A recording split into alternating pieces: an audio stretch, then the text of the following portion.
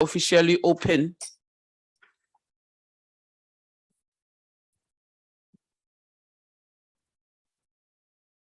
There are a few things that I need to present to you.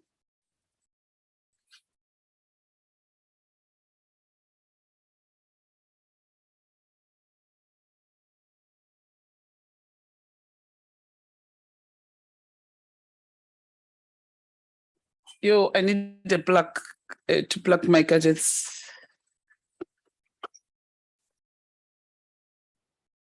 You must tell these people, no? Yeah, it's not here. Oh, but I don't have that one. 2-point plug. I don't have that. Huh? Two prong. Let me show you.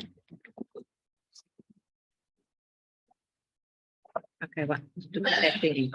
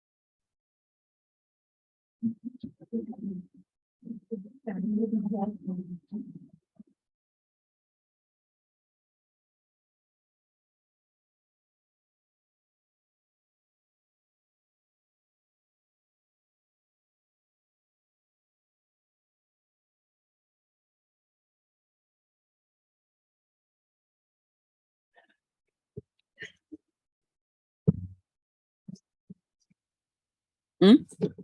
On it.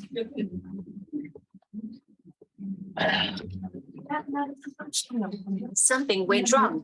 Please try again.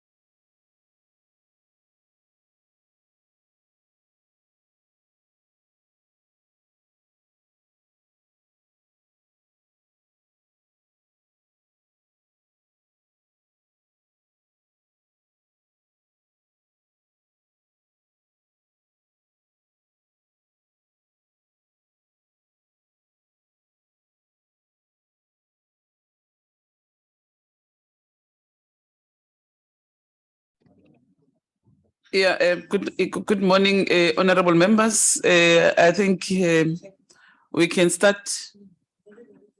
Are you ready? Tasnim, you are making noise.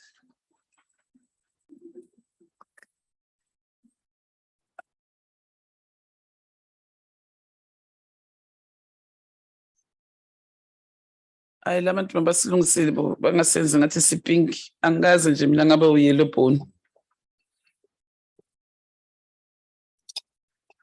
Ayangazi.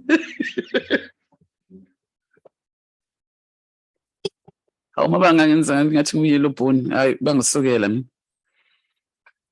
Honorable members, I think I have already declared this meeting officially open. We are a panel to fill in vacancies for commissioners in the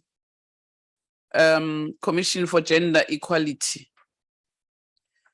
There are 6 vacant posts. There are 2 vacant posts, and they which are supposed to be filled with immediate effect. And there are 4 positions that are supposed to be filled end of October. But as the portfolio committee, we are going to fill in 6 positions for the commissioners. So according to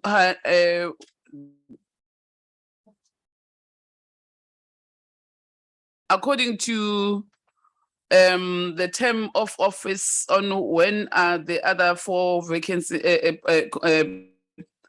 term of office of commissioners expiring is the end of October. Am I correct? End of October. So they should be starting on the 1st of November. But when looking at the program of Parliament, I'm sure the 2 vacant positions for commissioners, they are supposed to be filled in with immediate effect, so that at least when the other vacancies, term of office of commissioners expires, they will be filled in by the president on the 1st of November. But I'm not sure how is it going to happen, but preferably we would have loved to fill in the first 2 and thereafter fill the other 4 vacant positions. But today, honorable members, we are starting with our interviews. We have received 158 applications.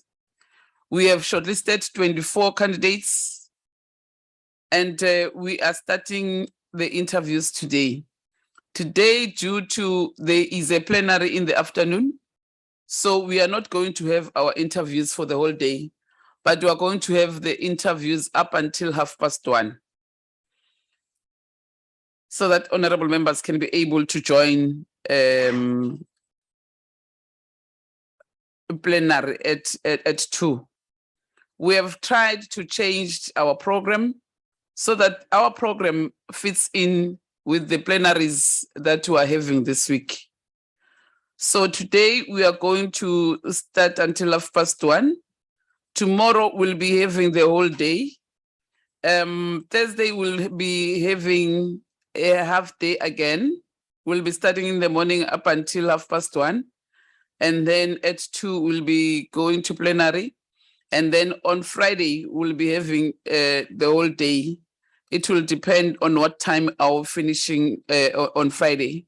But we are going to deliberate on next week, Tuesday, so that we allow honorable members time to rest, because there won't be time.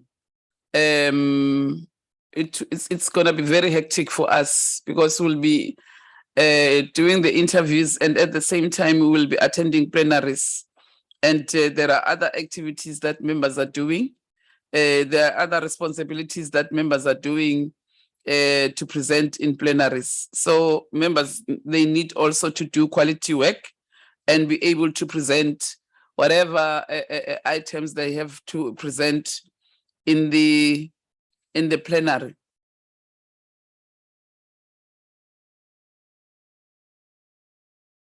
What we have done, honorable members, after shortlisting the candidates, we have publicized the names of candidates that we have shortlisted. We have invited public comments, which we gave 14 days. And we have received more than 600 public comments. And the staff will present that report. And on the public comments that we have received, we also received concerns from other organizations, which we have done. We have responded to them. And Dr. Tembe will be here, will be able to give you a report, or Kashifa will give you that report on the response that we have sent to all the organizations and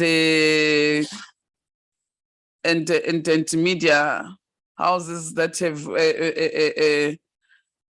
raised questions with us, and how we have responded. And I think those responses will be sent to you, to yourselves, so that at least you have an idea on how have we responded.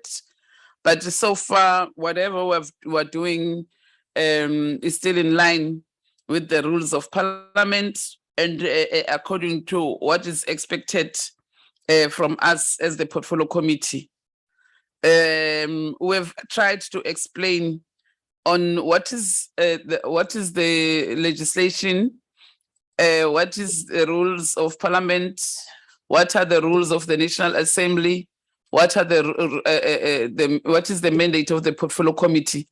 So I think you have highlighted all those things, and where other people are interfering with our processes, we have also explained that as the portfolio, on behalf of the Portfolio Committee. And the other thing that we have done, we have sent those CVs to state security so that they can be able to screen all candidates. I'm sure Nelisa today will give us that report, because up until yesterday night, I haven't received that report. But also the other thing that we have done, we have sent all those qualifications, attached qualifications of the candidates to Human Resource for verification of all the qualifications that were submitted by candidates. I have already told you that we have received 656 comments, which are related to the 24 shortlisted candidates. There is one organization, which is Outer, who have sent separate submission and commented on all the candidates. There will be an Excel spreadsheet that is going to be sent to members. Nelisa, you can send that to honorable members.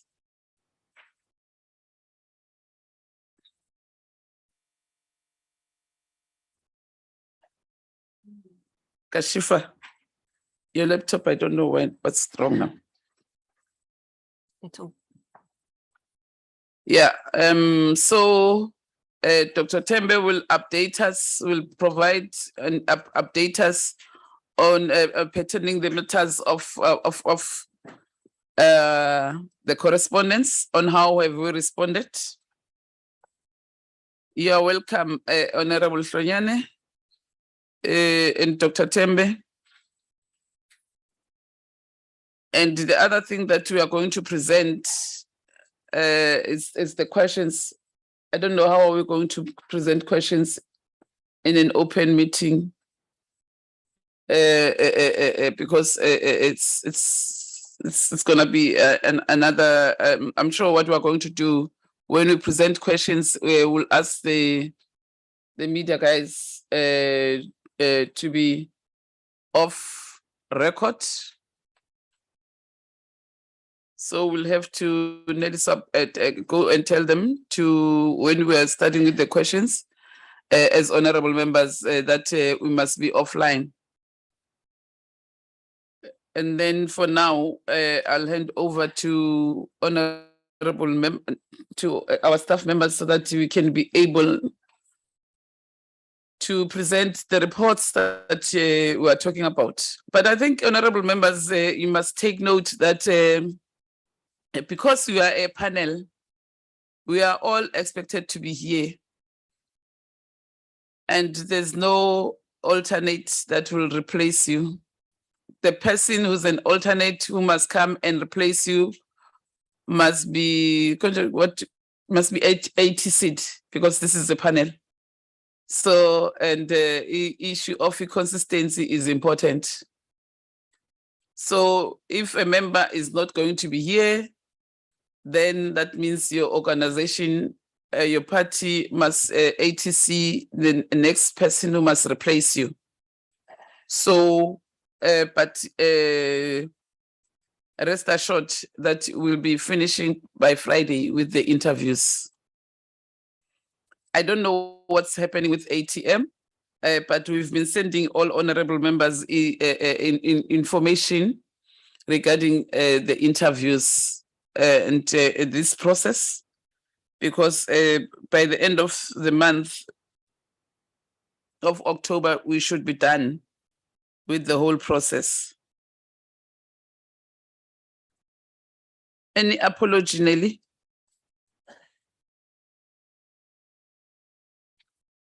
You do have the agenda, Ms. Thank you, Chair. Good morning, Chairperson and members. I have not received any apologies, Chair. Thank you. Thank you very much, honorable members. I think what the other thing that we need to explain to honorable members is the score sheets. You need to give honorable members score sheets, Nelisa. And honorable members, each day will get score sheets. In case there is a mistake, maybe that when you fill in that score sheet, you want to correct some other things, then the staff must give you another score sheet. Make sure that you keep your score sheets safe. Don't leave them on top of your table, because that information is going to be needed at the end of the day, so that when we consolidate the reports, you don't make mistake and confuse candidates. So you need to write the names of candidates on top of every score sheet, so that you must not confuse candidates. The chair, each were 11.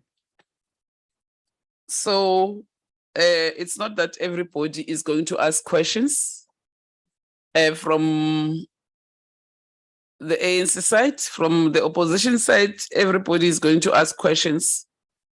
But from the ANC side, I think because how many members? Where is Carol? Oh, it's because namhlanje uqinile. Uyabona ngiyakufunda manje. Yeah, and from the ANC side, we need to check the opposition. How many are you? And then so that if it's 4-4, it will be 4-4, or it's either will be, yeah, it's gonna be 8 because you are 4. So it's 4 members of the ANC will ask questions, and 4 members from the opposition will ask questions. We are going to give members an opportunity to make follow-ups. But remember, when we do follow-ups, it's not from the ANC side, it's not everyone who's going to make follow-ups. If already I have appointed a member and the chair, that means it's those 2 that are going to make follow-ups. And then also from the opposition is the same. It's only 2 members who can be afforded an opportunity to make follow-up questions, so that at least we must also mind time. So we must try our level best not to have preambles. so that we stick to 45 minutes. The first thing to do today, because out of the public comments that we got regarding some of the candidates, members are free to ask each candidate questions based on the information that is there. For instance, if a person, there's a comment that is raised regarding that member, you are free, that candidate, you are free to ask that candidate. If they say Nelly Swanobatana as a candidate has got a criminal record, you are free to ask that candidate, because we are not going to disqualify candidates based on the public comments, but we give candidates an opportunity to explain himself or herself on what was that a case about, and when was it. Dr. Tembe can also explain on for how long our cases are kept on the roll. And Dr. Tembe, I'm not a legal person, but he'll explain to us. In the previous interviews, we did have candidates whom was said they have criminal cases, only to find that at the end of the day, those candidates, those criminal cases was due to their activism, political activism, and they explained to the committee, and we also advise them on what is it that they need to do. They need to go to a place that deals with those things, those cases, so that they can be taken out of the role, because it also affects the future of that person. Because when you apply, that record still comes up, and you can end up losing a job based on what is reflecting. So those candidates are given that opportunity. But if a candidate is involved in fraudulent activities, we also check when was that. And if it's current activities, Dr. Tembe also will advise us on how to deal with that. Because remember, they are going to deal with a budget. And we need to get suitable candidates who are fit and proper to serve as commissioners. So it's important for us to take note of all those things, so that tomorrow we can't be blamed that we have appointed.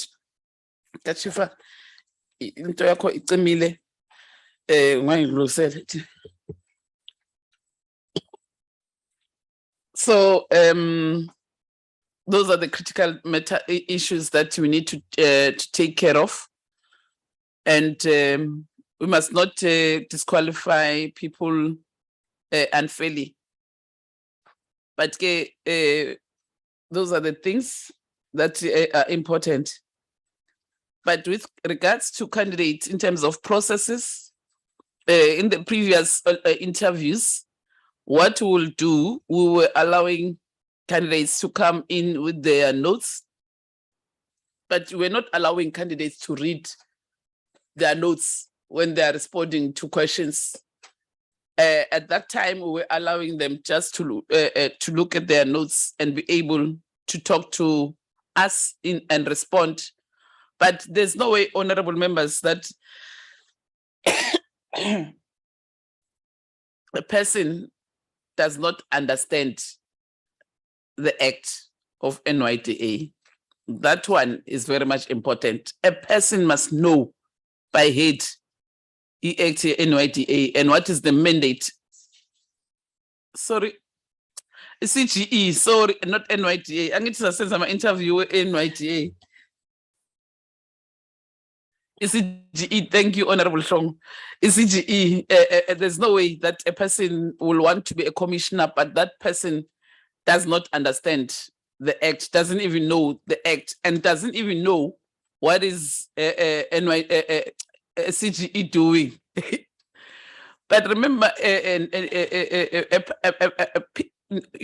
preferably is that candidates must demonstrate that they can apply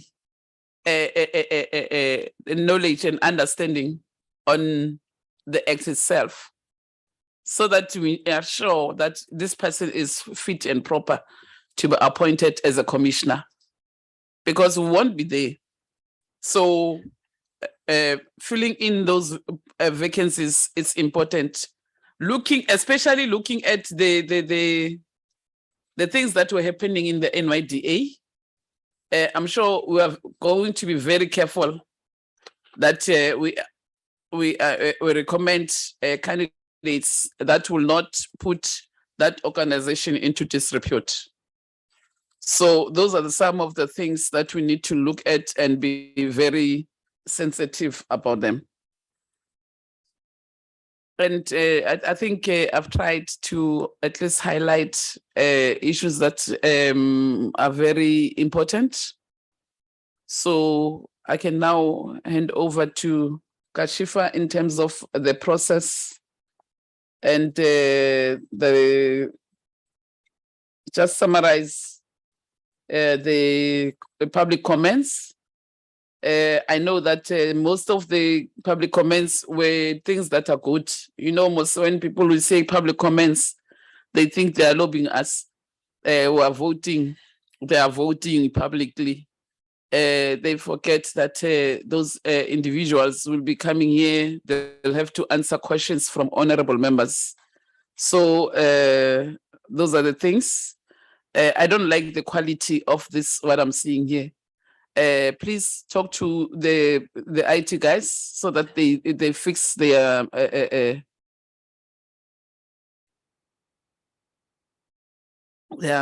machines. I'm not a yellow bone. It cannot be correct. There's no way. And then over to you, Kashifa, and Dr. Temba will follow. Christelle, I don't know whether you are going to make the presentation of any document, but who's going to present the questions, because we will have to be online. Susani lento lenilungise kahle. Angiyona iyellow bone. Oh, okay.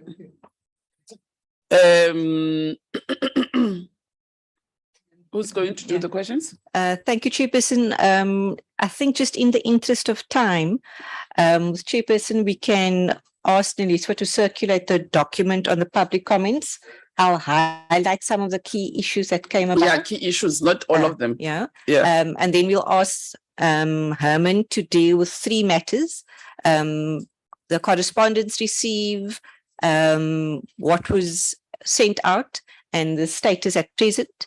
And then Neliswa will just update members on the outcome of SSA so far, which is the vetting, as well as the outcome of the HR screening.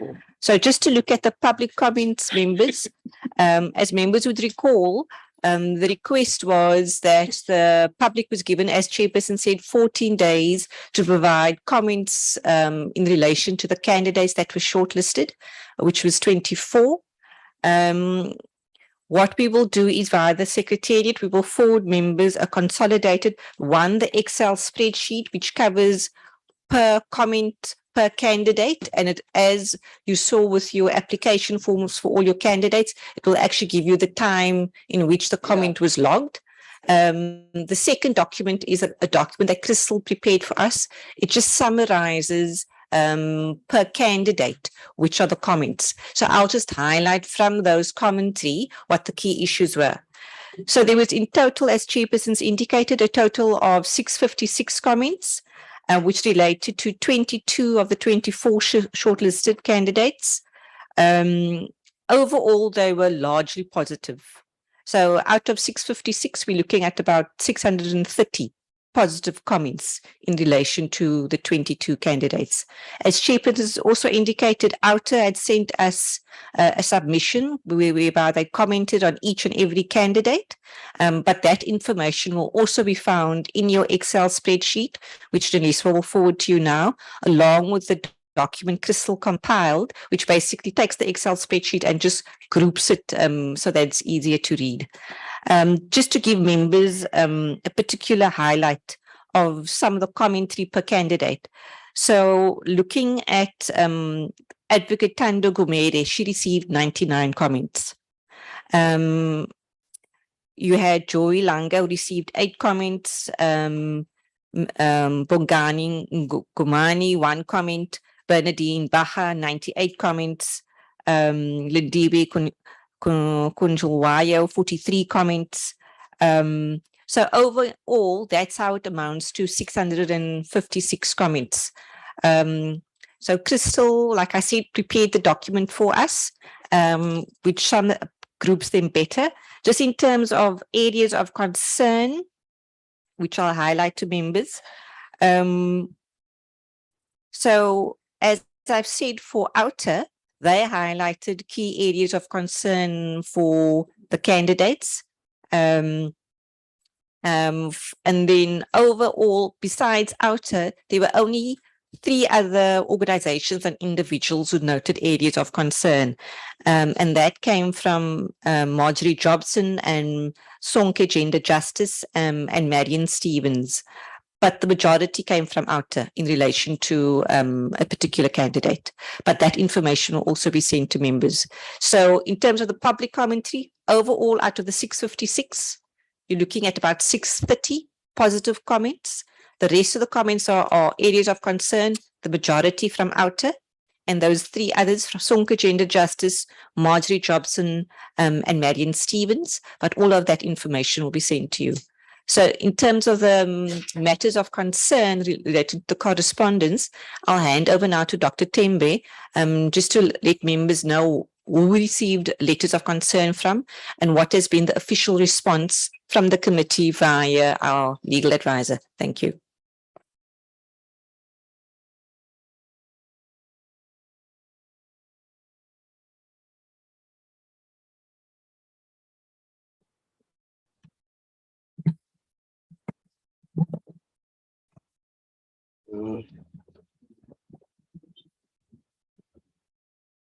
Thanks, Chair, and honorable members. Mine, it's in the interest of time, I'll just give you a summary that we've received about 6 letters which had concerned the public participation process, which was there was a strong objection to it. There is a letter which came from Corruption Watch. So even today, they've sent something actually seemingly they gave us time. a letter of demand because they had an objection to the public participation process. They say the time limit, the time frame does not give reasonable opportunity for them to comment on the shortlisted candidates. Moreover, the main bone of contention is that on the link, what is displayed on the link, it only shows the candidate's name and qualification. So yet, and there is no CV. Yet from the advert and other subsequent meetings here, quoting from the chair and PMG minutes, it was said that the CVs of the candidates will be downloaded to the parliamentary website. So that's the main issue, which I think now they've got like this letter from the lawyers, which they had given us deadline of 1500 yesterday. They even called me even today. They have sent something at 8:41 today. So it's a pressing issue. But remember, we had a meeting, honorable members, where Dr. Temba explained a POPI Act. Go to what does POPI Act says, which information must be published and which information must not be published. So I don't think that's correct. So I think that needs to be clarified, because most of the issue, it's the word limitation character that they complain that 2000 word character is insufficient for them to comment. And that one Secondly, also, remember, honorable members, what we said. We said 2 pages, it's correct. It's enough. And if there's an extra information that individuals have regarding any candidate, they can also send that extra information to Neliswa or to myself. That was explained in the meeting. So that on also, I think it's enough. It gives them an opportunity to send any extra information. there is a potential for litigation coming from Corruption Watch, because now I think interacting with their lawyers. Then there was also from Molo Songololo. Then there is a letter which came from Lisa Vetten, which had about 62 organizations, a network. So actually it's 45 organizations and 17 individuals, which also objected on the public participation process. Then there is also another letter coming from Major General Memela. So they complained that actually they wanted reason that for those who were not nominated, what are the reason, the score sheet, what each individuals of those shortlisted candidates scored. So what were the rejection criteria, basically? Then the other one coming from Mohadi, actually complained that the chairperson has made insinuations about professors, so there should be no discrimination based on the academia. So basically, what you must note, honorable members, is that every comment, every remark that is made here, the public, or also the public, are very observant and very vigilant. So whatsoever that is said, so then even sometimes, because they rely on the report of PMG, so from the attachment, for example, on the one where we're dealing with the lawyers, they've got the report, the advert, they've got the report, the PMG minutes. So everything, you must know, everything is under scrutiny. It's what I must point out to you. Everything is under strict scrutiny.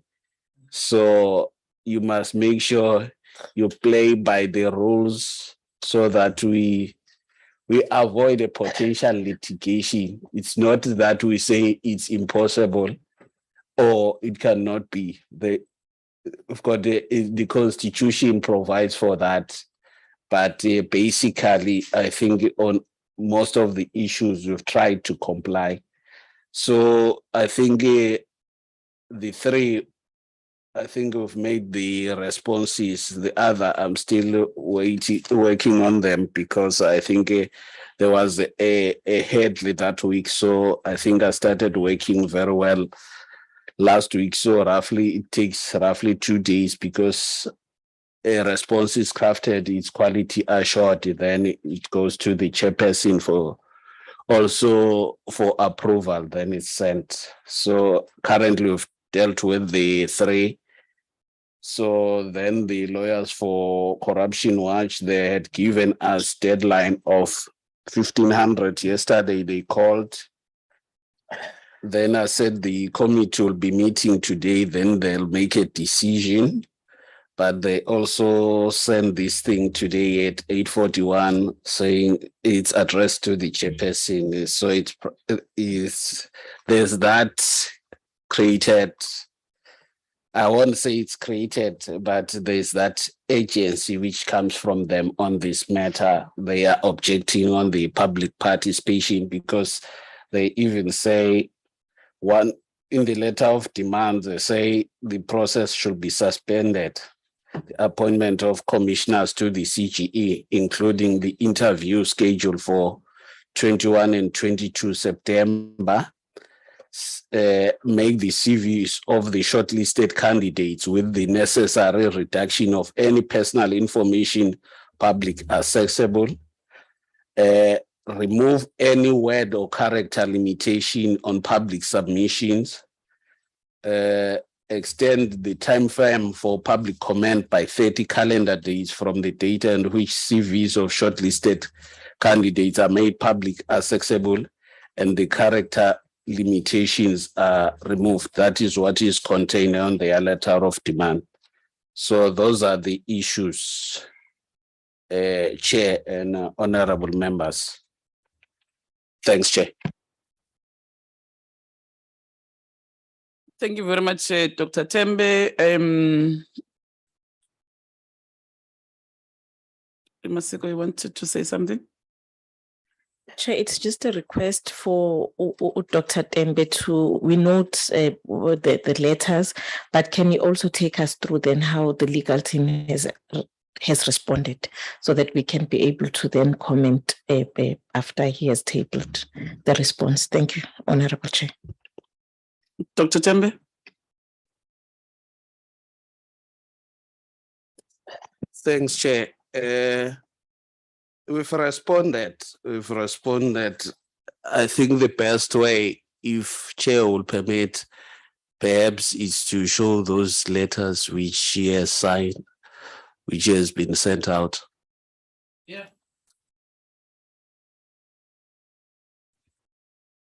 Okay, Nelly, so I will flight it.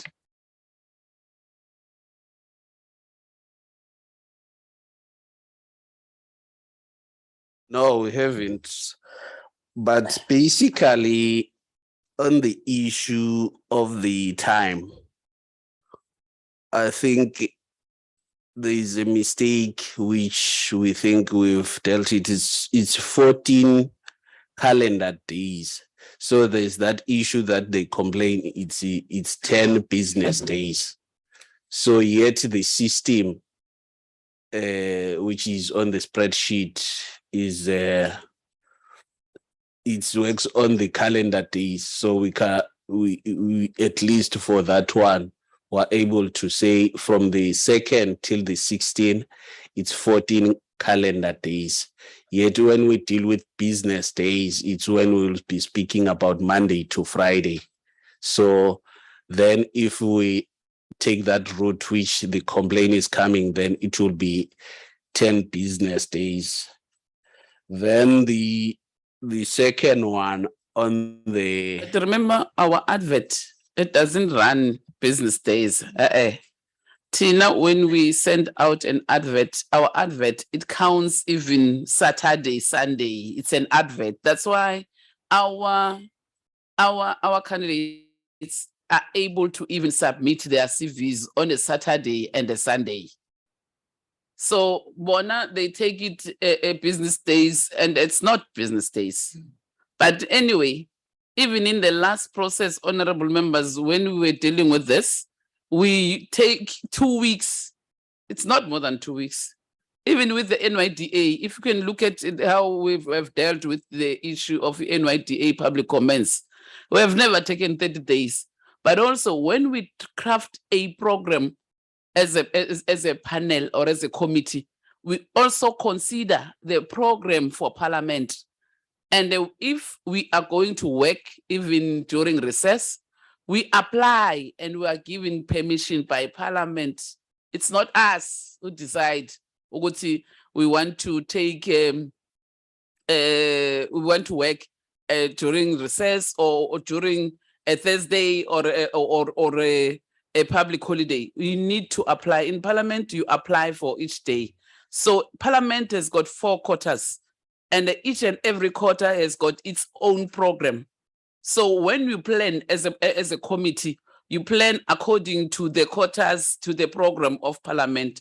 You don't plan outside the program of Parliament. So 14 days is what we're planning within the program of Parliament and within the schedule of the meetings that we are having as a portfolio committee. So, honorable members, according to what we have adopted as a committee, 14 days, as we have said even last time, is enough. The fact that we have received 600 and something comments from other organizations or individuals, it tells you that we didn't close out other people who want to make comment.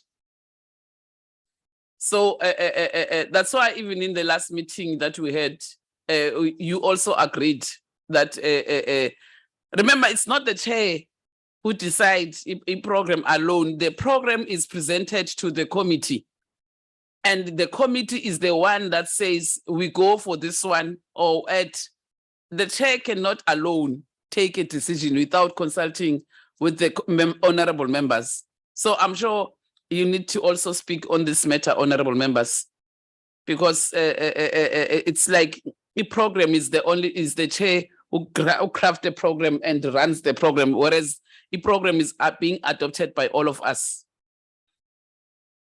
Even when we adjust the program, like now, when we're told that there is 3-line whip for the NA, the chair received that report, and we came back and we had to adjust our days for interviews according to plenary. That's why today we are not going to have the whole day. We are going to have interviews until 1:30. Thereafter, we go to plenary. So that's how we plan. So, Dr. Tembe. Thanks, Chair. Then on the second one, which is mostly the issue of the CVs, which seeming in cut across, it's a burning issue across. So on that one, what was discussed was that in order to the committee must the link must provide the names and of the candidates and qualifications, and following what was in the initial Google form, which from my information that I got from the secretary was that there was a question which dealt with other activism. So there was not like the information that we had from the spreadsheet initial didn't provide this issue of the issue of that you upload your CV. So that wasn't uploaded. So what was uploaded was just you answered a question. So that is what was there. So the information then we provided, the spreadsheet provided for the qualifications, then That was what was provided. So it's impossible for the committee then to say we can be able to upload the CVs when the CVs were not attached. So that is the problem and the burning issue there. Then the third one on 2,000 words, I think that has been dealt with. Dr. Tembe, if you go, we can go back to the one of the CVs. Remember, we had a meeting with yourself before we even published the names of the candidates, and the advice that you gave the committee was that we can't publish private information of people according to POPI Act. So what we have done exactly that as the committee, because you even advise us that we can send out the qualifications of each candidate that we have shortlisted, and we have sent out the qualifications of each candidate.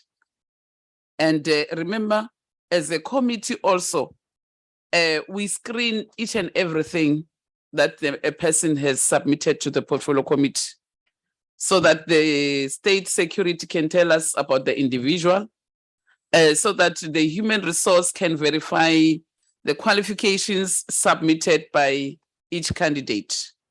Because when people submit their qualifications or CVs, it's not, we don't know those people, what qualifications do they have.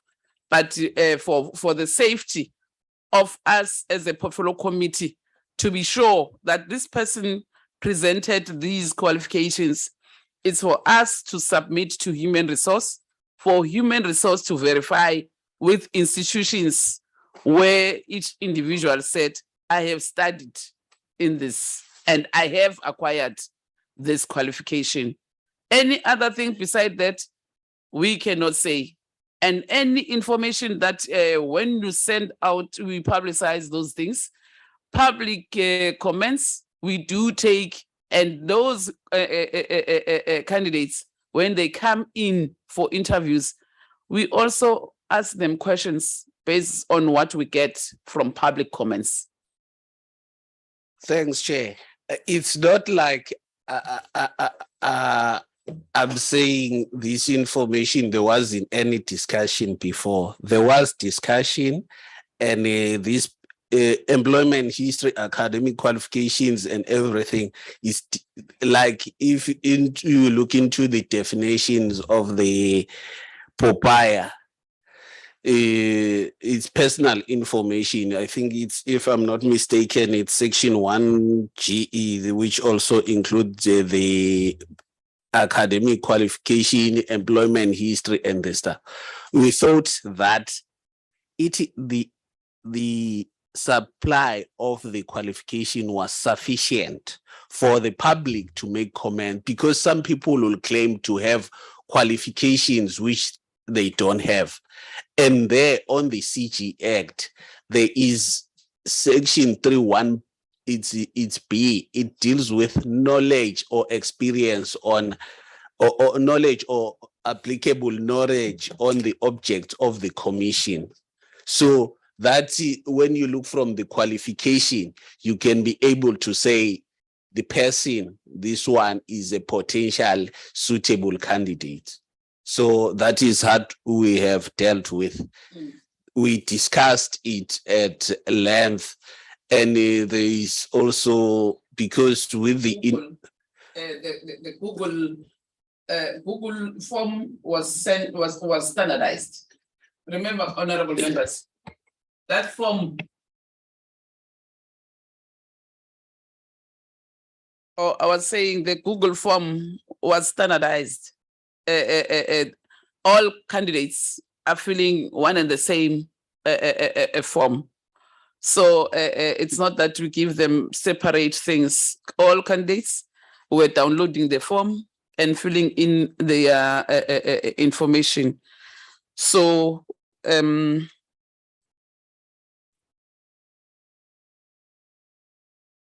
that form, it entails, that is a CV of an individual.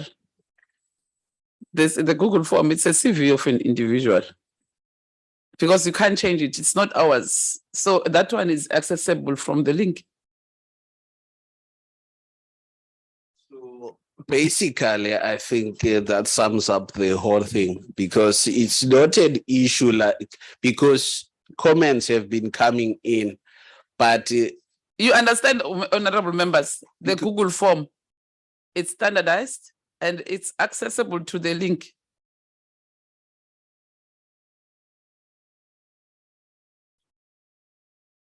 I don't know what information, Tasneem? Yes, Chair. All the information that would be in a normal CV was captured. So qualifications, employment history, everything that would be in your CV was captured in the form. It was just a standardized template. It's there. Have you opened those Google Forms, honorable members, and read through? I pardon you, Honorable Sheriff, because you were not there, but all other honorable members, they were here. At least they know what I'm talking about. Masiko? Thank you, Chair. I just want to check on whether this Google form that we are referring to is the same Google form that was uploaded for public comments. That's what we just need surety on. Is that what we are saying? Tasneem?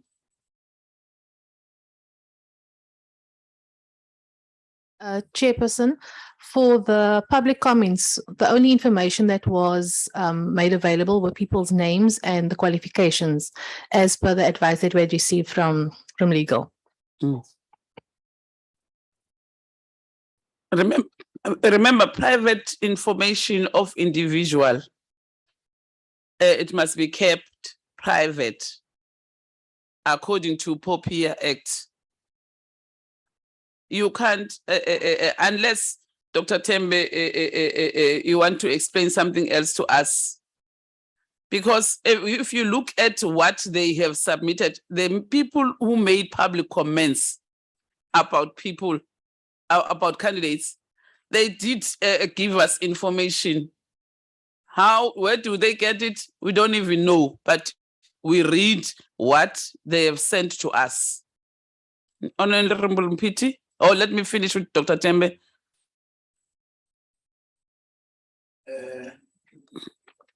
Thanks, Chair. Maybe I think I once highlighted this in a previous meeting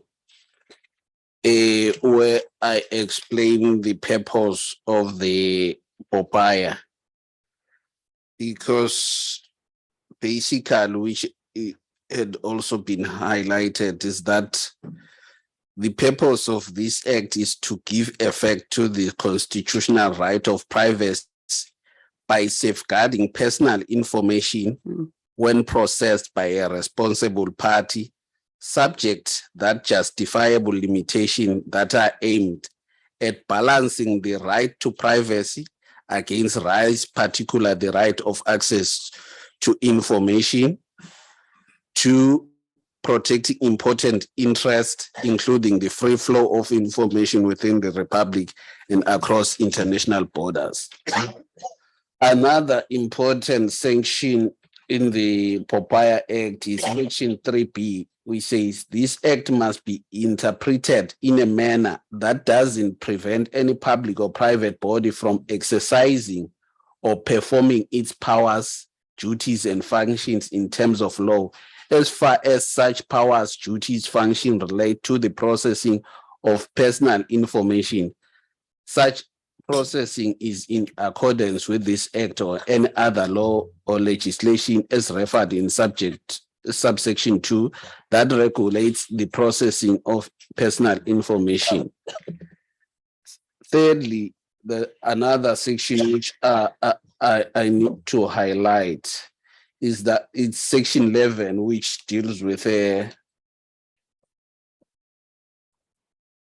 although I can, but which deals with the limitation, the justifiable limitation, which says personal information may only be processed if B, processing is necessary to carry out action for the performance or conclusion of a contract to which the data subject is a party.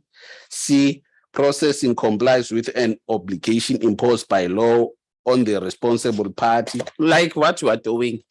D, processing protects legitimate interest of the data subject. So then E, processing is necessary for proper performance of public law duty by public law. F, processing is necessary for pursuing legitimate interests of responsible party of a third party. So basically, then the last point, because I think, Chair, you've said, because the limitation gives out the circumstances in which the processing of personal information may be made, which is clearly defined in the Act, because it should also protect the legitimate interest of the data subject, which the candidates are the data subject, and Parliament is the responsible party here in terms when you look into the definition. Then section 13, we say personal information must be collected for a specific, explicit, defined, and lawful purpose related to the function or activity of the responsible party. Because for this information, which if it goes to the public, you've got no control. Yet the Act places control on the responsible party. So this Act deals with collection, storage, and dissemination of personal information. So then we must also protect ourselves, that we don't take a personal information of individuals out, because when it's out there, a candidate has got a right also to go and sue us. So when you manage information, it's important that you need to look at the Act. What does that Act says? Because when an individual takes you to court, then it's gonna be like it's us who took out information of people to the public. So they have a right to litigate us. Actually, Chair, to add into that, section 19(1) of the Act say a responsible party must secure the integrity and confidentiality of personal information in its possession or under its control by taking appropriate, reasonable technical organizational measures to prevent a loss of, damage, or unauthorized destruction of personal information, and B, unlawful access to or processing of personal information.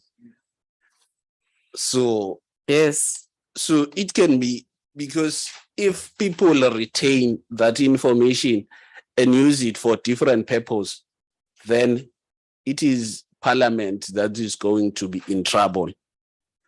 So then it says, section 19(2), it says, in order to give effect to subsection 1, the responsible party must take reasonable measures to identify all reasonable foreseeable internal and external risk to personal information in its possession or under its control. B, establish and maintain appropriate safeguards against the risk identified. C, regularly verify that the safeguards are effectively implemented. D, ensure that the safeguards are continually updated in response to new risk or deficiencies in previously implemented safeguards. So I think from reading of the Act, those were the circumstances which was considered for the committee and the advice given for the committee to publish only the qualification of the individuals. Thanks, Chair. I think you even said, Dr. Temba, to us, even with the other positions where you were involved, that's how they have publicized Allocation, information of the candidates. That's why you advise us like that. So it's not the chair who doesn't want to send out information of people, but as the chairperson doing work on behalf of the of National Assembly and the committee, I must also take full responsibility on each and everything that we're doing as a committee. Hence, we consult every time. We don't just wake up and do things. We consult with our legal team, so that, because those are the people who have legal expertise, who are able to advise the committee on what is it that we need to do and what is it that we can do. What is it, the limitations that we have as a committee? It's only the legal team that can advise the committee. It's not the chair, no members of the committee. The legal team that's why they must be always with us, so that they are able to advise us on what is it that we must do and what is it that we must not do as a committee. I think, honorable members, we have tried our level best to just speak on these matters so that we understand whether are we on the right track or we have done something that is unlawful here. That's why I have given this matter an opportunity that it's tabled in a proper context, because from how things are now, it's like we just woke up and decided to do things the other way. Dr. Temba? Just to add, Chair, on the processing limitation on the Act and for what is written in the book, it says the processing limitation emphasizes that for processing to be lawful, there should be limits to the reasons why personal information is processed, the type of personal information processed, and the subject from whom personal information is collected. A limitation on processing is achieved by ensuring that processing is lawful, the least possible amount of information is processed. The least possible amount of information is processed, that there is consent, justification, and scope for objection. And finally, through data collection from the data subject directly. Then that is contained in section it's section 11, it's 1 up to F, what I've just spoken about, Chair, of the Act. Thank you very much, Dr. Tembe. At least you have done justice in terms of, in fact, reading each and every clause and subsection in the Act, so that honorable members are empowered, and even our public out there, they understand on how does the committee work, which processes are we following up until the latter. Because if we don't follow processes to the latter, that's where we can have problems. But over to you, honorable members, so that we can move to the next item. Let's hear your views. Masiko, you were saying what? Mpiti, you were the next. Mpiti? Thank you very much, Chair, and a very good morning to all honorable members, our team as well, who's also here. Chair, I think just 2 points really on my side. The first one is, I've read the letter that was sent to our committee in regards to the process.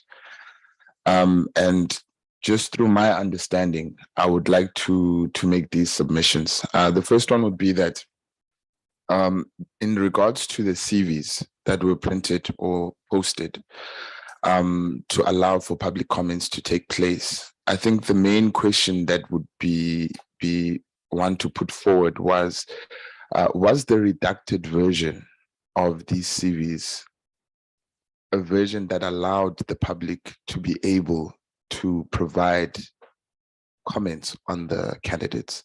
And from my understanding, I do think that the CVs, or at least the redacted version, which included the names of the candidates, included the qualifications of the candidates, did give the public an accurate and also a feasible view of who those candidates were, to allow them to make the necessary comments. So I do not believe that redacted version of the CVs impeded the public from commenting properly on the candidates.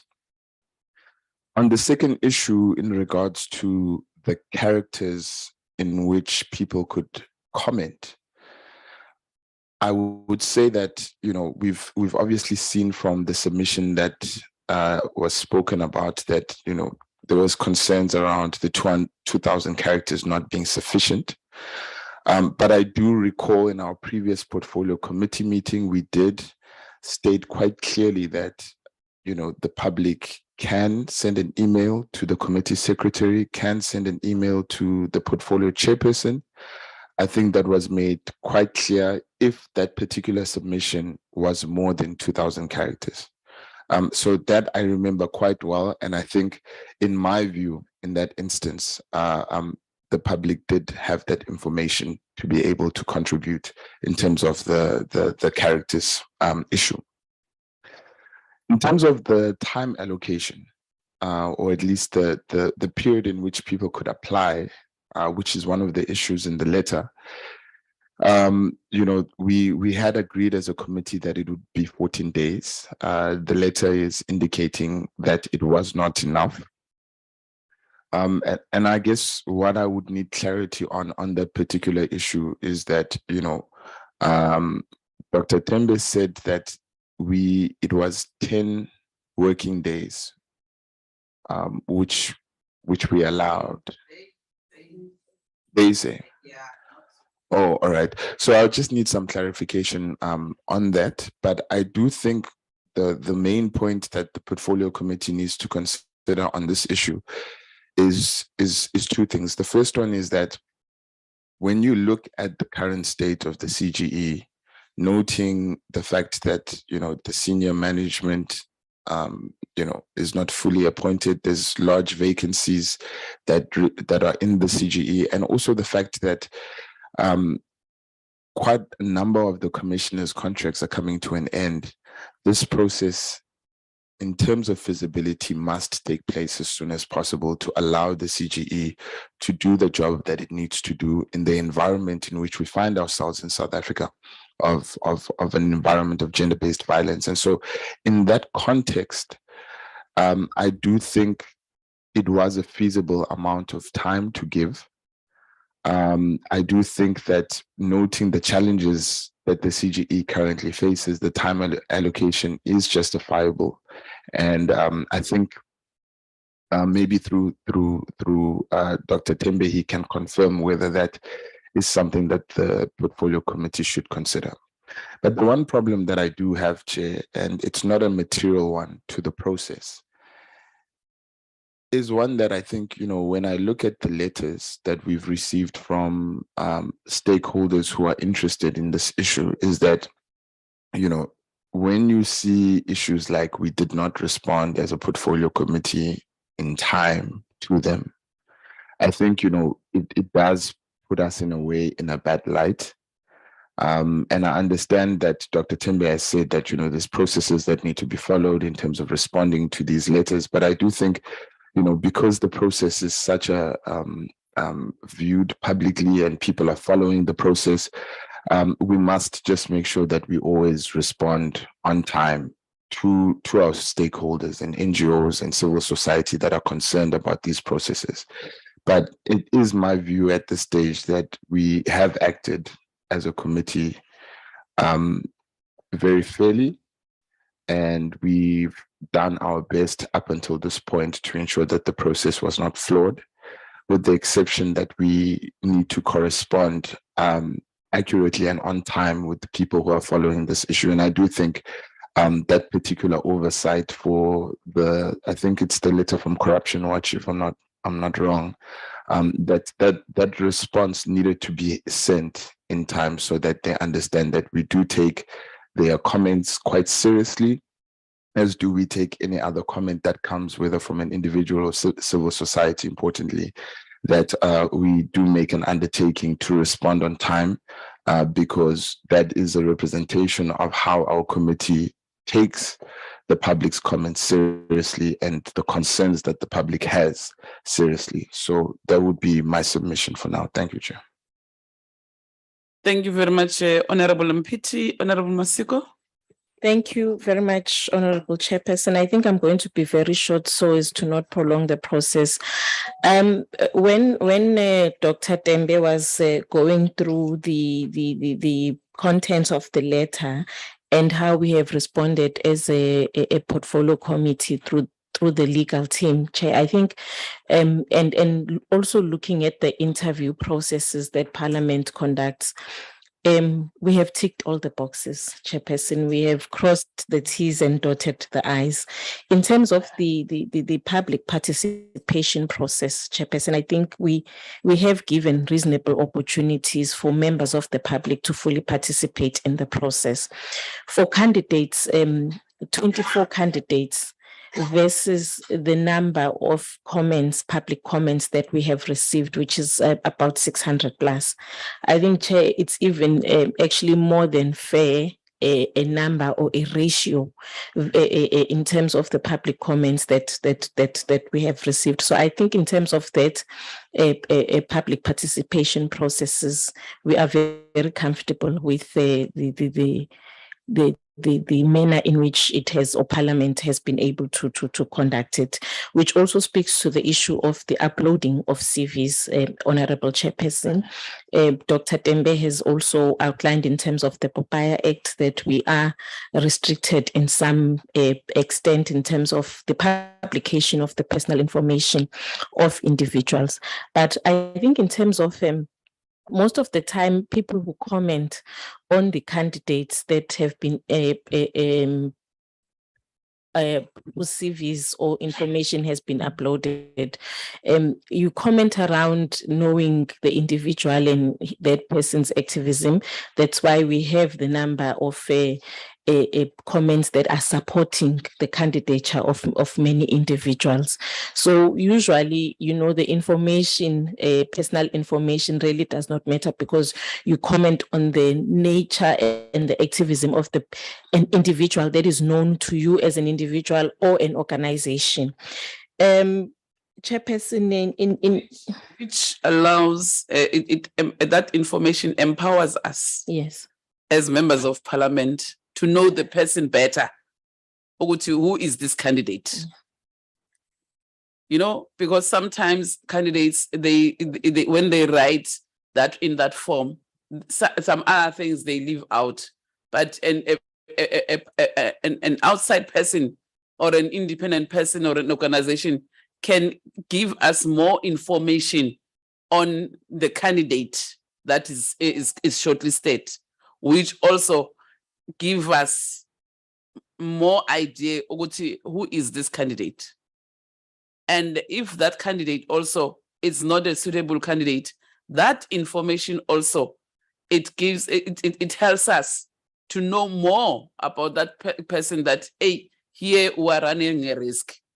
So that is basically the purpose of us having our public comments. These comments are helping us on what?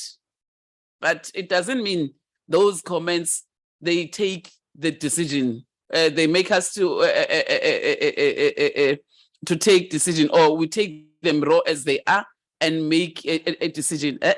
We still have to process that information. Thank you, Chairperson. The last issue or matter refers to the time allocation. And I want to actually go back to the time the committee adopted its calendar. And I think it's something that is an open process and it's known to the public. If interested and affected parties had an issue with the time allocation, I think there was a reasonable a time for them to raise it before, we could actually close on the process of public participation. So, Chairperson, I think reasonably in terms of the public participation and the time allocation, there has been ample as well as reasonable opportunity for the public and interested and affected parties to participate fully in the process. It has been a fair process, Honorable Chairperson, and I would second Honorable Pity in saying that we've met, in fact, we've ticked all the boxes and the process may proceed. Thank you, Honorable Chair. Thank you very much, Honorable Masiko. Yeah, I think we have done justice. Anything? Nelly? Connotation time. Babu Tembe, connotation time, mhlambe.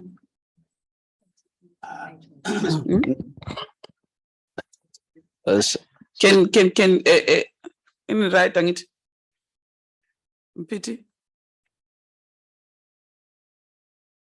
I just want them to finish any report from State Security. Thank you, Chair, again, and good morning, members. In terms of the state security report, I have not received any report. When I made a follow-up with them yesterday, they indicated to me that they have received the forms and they are with the police currently, who are busy doing the checking. And in terms of the HR report, I received it last night. And out of the 23 candidates that have submitted, 20 have been finalized, the verification, and they are fine. And 3 candidates are still outstanding. And 2 out of the 3 candidates, they're still waiting for the final verification from MIA, the company that's conducting the verification. Send that report to us. Did Chair. Okay. And 1 candidate, Chair, has not submitted the certificate. She's got an academic record.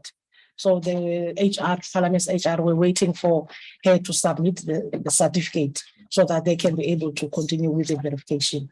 Thank you, Chair. Academic record, she doesn't have the actual certificate, and HR needs the actual certificate in order to conduct the verification, Chair. But it does not with that person pass. Because sometimes people write, I have made it.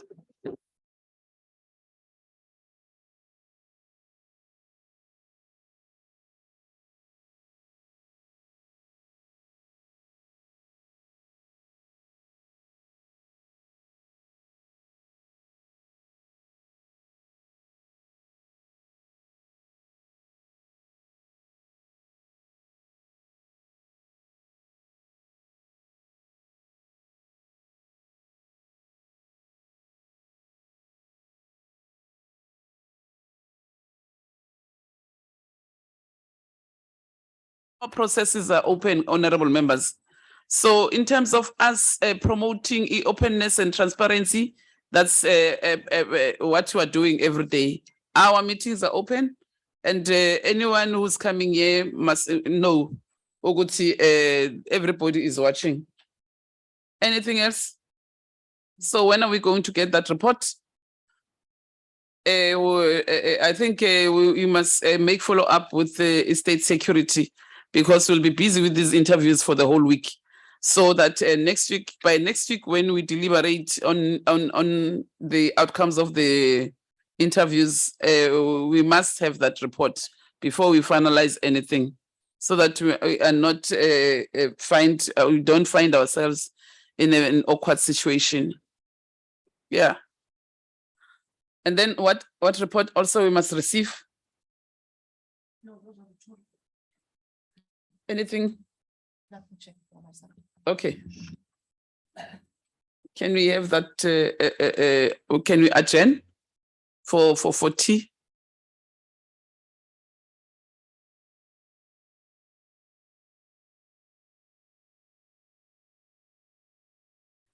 Can we adjourn for tea for 15 minutes? 15 minutes. Yeah, I'll adjourn.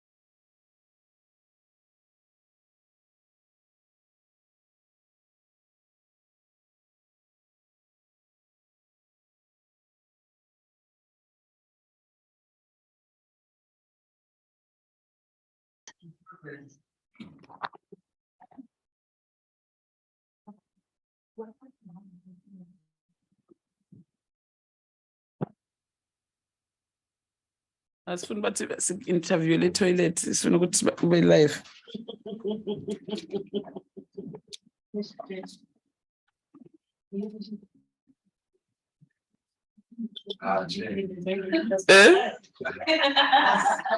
Eish, you know these things. If we're not live, they will say, where was this candidate interviewed? And then we didn't see this candidate. So I must be very careful. You know, because even when I cough, they write the chair is coughed. So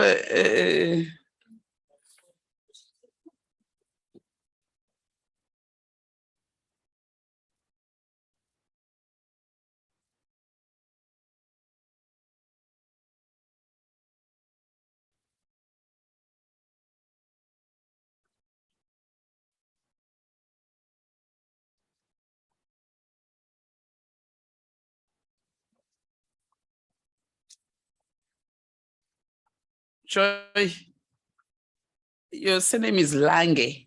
That's correct. Oh, okay. I don't want to pronounce your surname wrong and say Langa. Are we live? Yes. Oh, okay. Yeah, good morning, honorable members. That mic here, Joy, must be on. I think I'll be off. Good Yeah. morning. Morning, honorable members, and morning, Miss Joy Yanita Lange. You're welcome. Thank you so much, Chair. Yeah, feel free, relax, take a deep breath. I know that when candidates come to Parliament, because it's not a platform that we are used to, sometimes it becomes very scary because you see this chairperson with a strong face and you say, hey, I am not sure how am I going to respond to the questions that will be coming from honorable members. My name is Nonhlanhla Ncube-Ndaba. I'm the chairperson of the Portfolio Committee on Women, Youth and Persons with Disabilities. The members that you see here are members of the Portfolio Committee on Women, Youth and Persons with Disabilities. They are going to introduce themselves one by one. And the other ladies that you see at the back, the beautiful ladies there at the back is Christel and Tasnim. They are our committee researchers. The beautiful lady next to me is Kashifa Abrams. Kashifa is our content advisor, and next to you is Ms. Neliswa Nobatana, our committee secretary. At the back there, the gentleman sitting at the back there is Dr. Tembe, our legal person from Parliament. I'll hand over to honorable members to introduce themselves. Honorable Masiko. Thank you very much, Honorable Chairperson, and good morning, Miss JJ Lange. I'm loving your crown. It's beautiful, the head wrap. Thank you so much. My name is Fikile Masiko. I'm a member of the panel. Thank you. Thank you, Chair. Good morning, Ms. Lange. My name is Fobona Mam Prudence Marekwa, member of the Parliament, and yeah, thank you. Thank you. You can hear from the tone that he is your brother. Your sister. Thank you. I'm greeting you, Joy Lange. My name is Tabile Masondo, the member of the committee. Good morning. Good morning. I am Stembile Mshongo, a member of the Portfolio Committee. Thank you. Goeiemôre, Ma'am JJ Lange. How are you? I can't go further, but it's fine. You are welcome. My name is Carol Piri. I'm a member of a portfolio and a panelist. Feel free. Thanks, Chair. Thank you so much. Sawubona osazana lang. Igama lami ngingumama uHlengo Magdalena Hlengwa. Good morning. Thank you, Chairperson. A very good morning to all honorable members, to the public watching. Good morning to you, Ms. Langa. My name is Leon Mpiti and I'm a member of this committee. Thank you. Nice to meet you. Good morning. Good morning. I'm Nazli Sharif, a member of the panel and of the committee. Thank you. Good morning. My name is Ntokozo Hlonyana. I'm a member of the committee as well as the member of the panel. You're welcome. Thank you so much. Good morning. Thank you very much, honorable members. Ms. JJ, you have 45 minutes with us. So you are going to be with us for 45 minutes.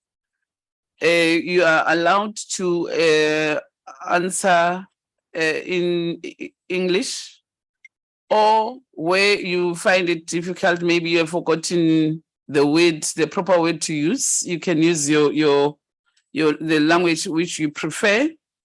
But it cannot be that you are going to speak your African language or your Afrikaans up until the end, because we don't have those things to put here for interpretation. So preferably English will be the language that will prefer our candidates to use, so that at least the process is free and fair. But we'll just start now. The first question is from me as the chair to you, for you to tell us about yourself. You have only 5 minutes. Remember, when you tell us about yourself, when you play, you tell us that you went for swimming. It's your own problem. That means you will have taken time to tell us the real issues that you wanted to tell us. So what I will request from you is to tell us about yourself, so that at least we know who is Ms. JJ Lange. Over to you, Ms. Lange. Thank you so much, Chair. So yes, my name is Joy Lange. I grew up on the Cape Flats. I am from a family of 9 members. We are 7 siblings. One has passed on already. And I grew up in the time of apartheid where there wasn't money for me to study. And so for me, I always knew that there was something better out there for me. I wanted to get out into the world and make a difference. And I managed to finish matric, but as I say, there was no money to go and study further. I was fortunate enough to get a 3-day a week a casual position at Woolworths head office, and that's where my career took off. I spent 20 years in Woolworths. However, I have moved through various positions in terms of finance, in terms of recruitment and resourcing, in terms of store operations. I was part of opening up the Woolworths store in the waterfront. And throughout those 2 decades, I also had the opportunity to study in terms of also bettering myself and educating myself. Whilst at Woolworths, I also, and that was in the 90s, when we could vote for the first time. I landed a position in corporate affairs, community development. And that was really where I found what my passion was, and that was to uplift my community and serve my people in terms of servant leadership. So whilst at Woolworths, I also had the opportunity to, in terms of the position that I was in, to work with the community at large. And that is where I got involved with a women's shelter. The then director approached me to do volunteering to serve on their board. And whilst at Woolworths, I served on the board of the shelter that I'm working at today for 10 years. So I was a board member, and decided from my position as corporate affairs specialist that I wanted to do more, because it's one thing to start a trust and to work with huge budgets and making a difference in the community across the country, but really going down on the ground and helping people. And so I left Woolworths, started my own business in the community where I grew up.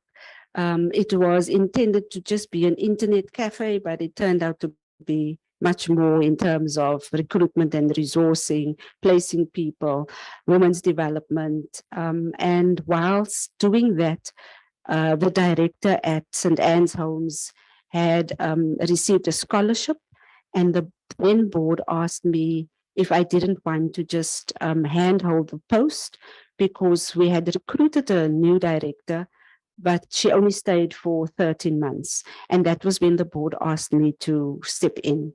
And that was really where I started in terms of gender-based violence and the work at St. Anne's Homes. And that has led me to serve on various platforms in terms of advocating for the rights of women. I serve as an executive on the National Shelter Movement. I'm also a board member on the Global Network for Women Shelters, and represent also the Africa Steering Committee for shelters on the global platform as well. And so really the rights of women and children are very close to my heart. And also developing and growing women in terms of becoming self-sustainable. That's also very key. Furthermore, around the work at St. Anne's, we have embarked on a journey where we're looking at sustainability of NGOs and organizations. And so looking at that, there was a mandate given via a strategic planning, and that was where we looked at the sustainability of the organization. And as I sit here, I'm very pleased to say that we have achieved that. Thank you so much.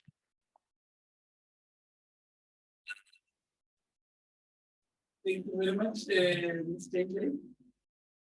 Over to you, Honorable Masiku. Thank you very much, Honorable Chairperson, and thank you, Ms. JJ, for your answers to the first question. What is important for us as a panel is to also ascertain your understanding of the roles and function of the CGE as a Chapter 9 institution, and obviously governed by the Act. And we know that, and we do have an understanding that CGE was really established with the view to strengthen constitutional democracy, with obviously a focus on attainment of gender equality in all spheres. Now, the question that we have is, what is your understanding of CGE's role, mandate, the powers and functions in terms of the Constitution and its enabling legislation? Thank you, Honorable Chair. Thank you for your question. My understanding of the role of the CGE is that I've actually journeyed as a stakeholder with the CGE on 2 occasions. The first time was with the CGE in the Western Cape, where we looked at, I was part of 12 shelters, and we did research with the Women's Legal Center, the Heinrich Bol Foundation, and the Western Cape CGE around legislation. And 3 of the key issues that came out there was legislation in terms of the gaps that exist within the Domestic Violence Act. And the gap there was that the first respondent to gender-based violence is the South African Police Service. But at that time, this act was very silent in terms of who funds shelters. And so that was the legislative component, the key issue that came out. The other issue was around the funding and budgeting. It was also through the research, it was also stated that shelters are grossly underfunded. And the other part was also the lack of the intersectoral approach amongst government departments to kind of assist shelters as such. So that was the first time in 2013. And then the second time, it happened in April of 2018, when I was part of the National Shelter Movement Executive, who went to Constitutional Hill and met with the then CEO of the CGE, with Lawyers for Human Rights and the Heinrich Böll Foundation and the National Shelter Movement, asking the CGE to look at the state of shelters in the country. And that was a spin-off for the investigative report that the CGE actually worked on across shelters through all the provinces. And that resulted in the investigative report that came out in June of 2019, which obviously was communicated to the various departments, and it led to the public hearings that took place in December 2019, of which I was part of as well. And so my understanding of the CGE in terms of, I have an inherent understanding as to the role of the CGE in terms of promoting and advancing equality in the country.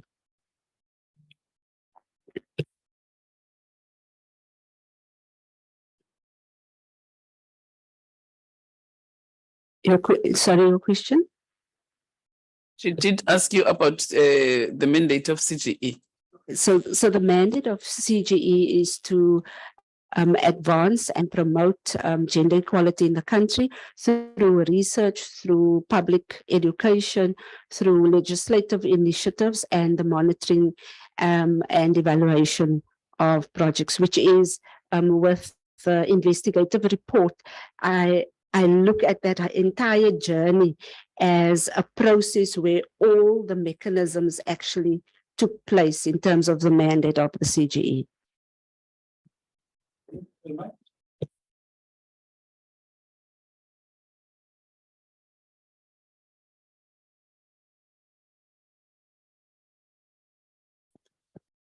Thank you very much, Chairperson.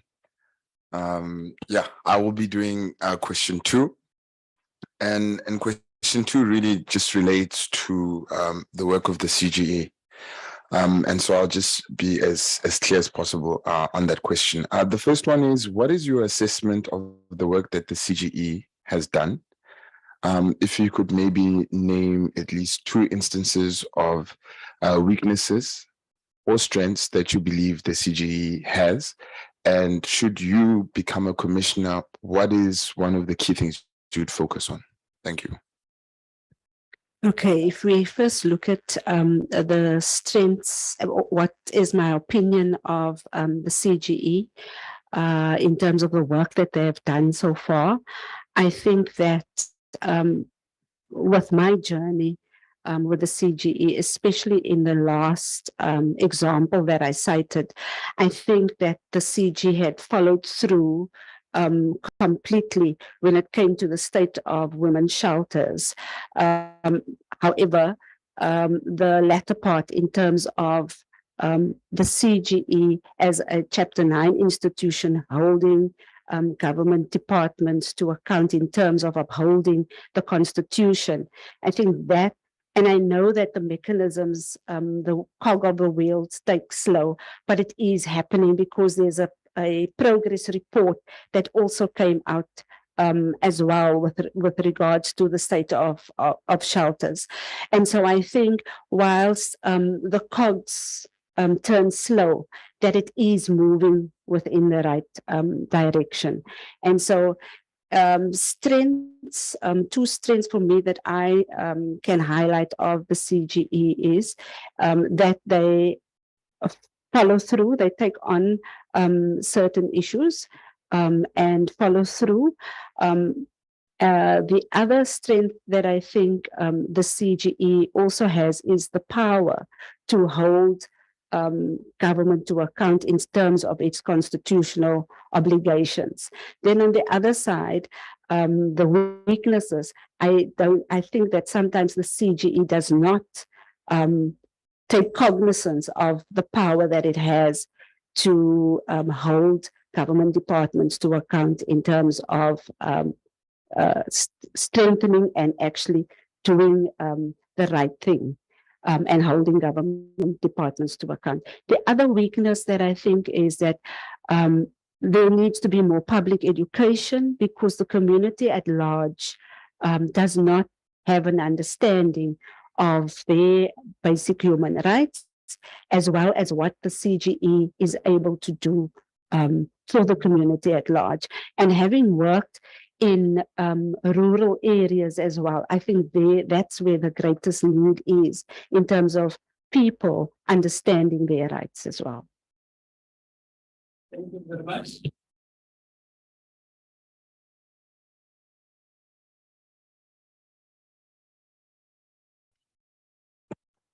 Thank you, Ms. JJ. I'm going to ask you an easy question, I think. A key strategic planning outcome of Program 2 of the Commission, as per its strategic, states that in order to give effect to Plan 2019 to 2024, is to promote and strategic outcome Program 2. It intends to protect gender equality through public awareness, education, investigation, and litigation. Do you think that this has been done successfully? What innovative means would you adopt to promote public awareness of and access to the Commission? Thank you. Thank you for your question. I don't think that has been done successfully. There are pockets of excellence in terms of the work that is being done, but there's always room to do more. I just think of recently the case that came up in front of the Equality Court, where women, and as it is, because I work in a women's shelter, there's always been this issue around women who are divorced and who want to perhaps purchase a house, but they cannot purchase the house because they have purchased the house in their marriage before. And that was, for me, was a huge wrong. And I'm glad that we got to the point where it has come before the court now 2 weeks ago, I think. But still, it has taken so long for that to happen. And so I think in terms of the contribution that I can make is to look at the various gaps that exist and try and do that to the best of my ability in terms of it advancing the rights in terms of gender equality.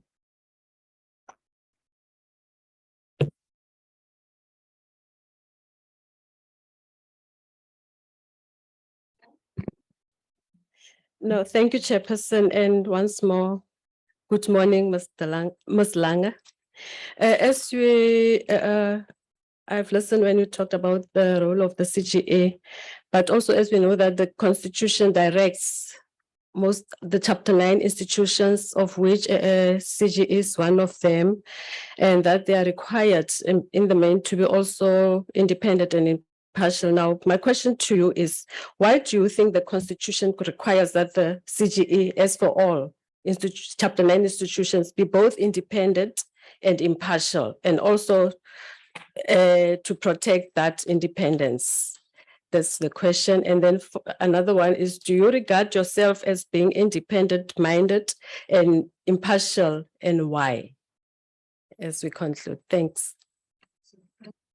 Thank you for the first question, if I'm understanding correctly, is the role of the CGE and why should the CGE be or regard themselves as independent and impartial? Yes, why? Let me repeat. Yeah. why do you think that the Constitution requires that the CGE, as for all Chapter 9 institutions, be both independent and impartial? Okay. Yeah, and then also being required to protect the law. The last one, did you get it Yeah, correctly? that's am I independent and impartial? That's the Yes, last ma'am. one. Thanks. So the first one for me is it's absolutely imperative that the CGE be impartial and independent, because in countries we need someone and a forum, a body, a chapter to be impartial and independent, because of the mere fact of holding accountability at large. Because when we are able to be accountable and do our work with integrity at stake, with integrity, we are then speaking and holding everyone at heart. And when I say everyone, I'm talking about, for example, within South Africa, when we have a role at that level in terms of being independent and impartial, it's not just about us. It's about holding our constitution, which is what we all have to subscribe to at the highest level. It is upholding that we need a body like the CGE that can hold government departments, private sector, civil society to account. The second part of your question, for me, why do I think that I am accountable and independent? Personally, I don't think that I would be able to have gotten this far. And when I say this far, I'm referring to my career. And I'm referring to the various platforms that I serve on. Also, not being selective in terms of being biased, but looking at the issue and looking at what is required and looking at what is required, but doing things right. Not doing things for the fact that someone is saying that you need to do it this way, even though I know that it's not right. It's not speaking to what the Constitution expects from us. And so it's very easy to be able to hold yourself accountable. It's also very easy to go the other route. But accountability for me speaks to integrity, and it speaks to people listening and understanding and accepting what it is that you are saying when you come with that to the table.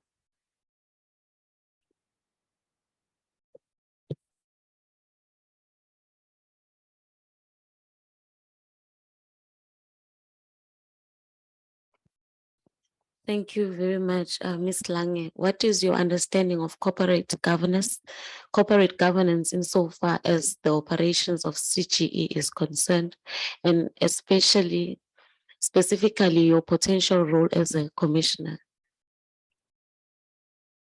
Okay, my understanding of corporate governance is meaning when you are appointed, take yourself now that when you are appointed as a commissioner, then you can answer that question. Take yourself that you're appointed as a commissioner.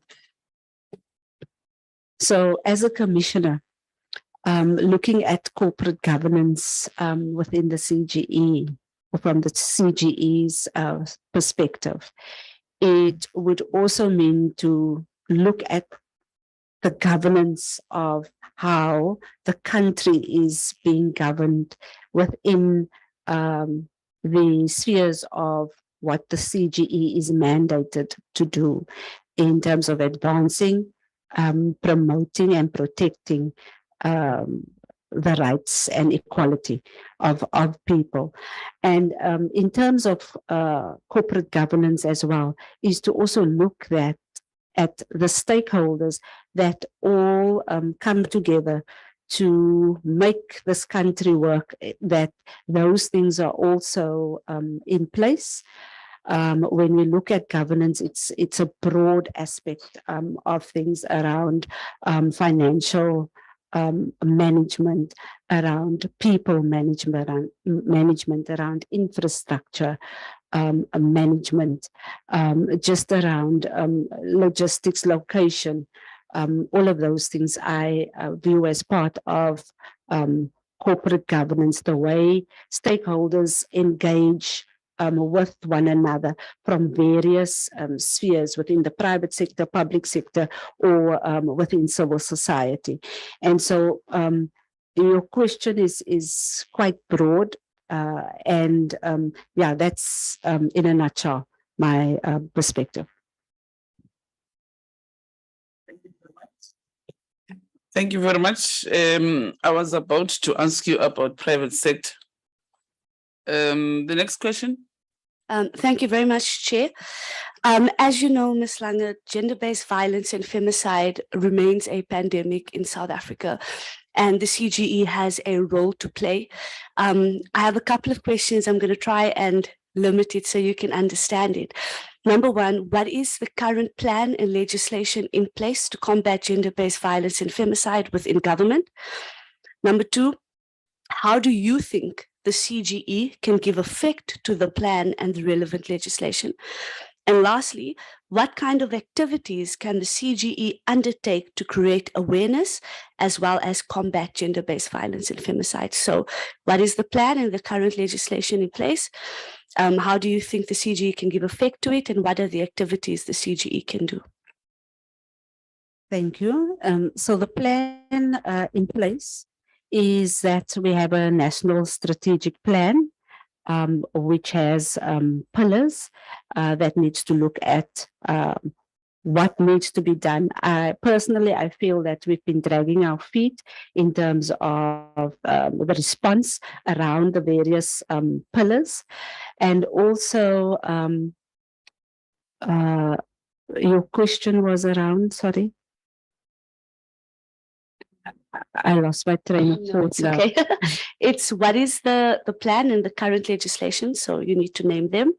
How do you think the CGE can give effect to the plan and the legislation? And what activities can the CGE to do that? Okay. Because you've already said that there is NSP, but and you said there are pillars, but you didn't list them or name them.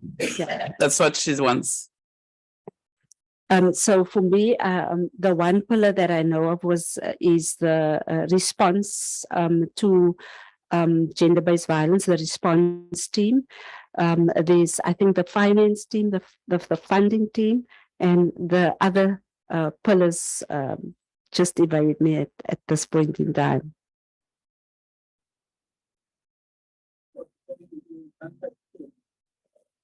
Yeah. Okay. The next question.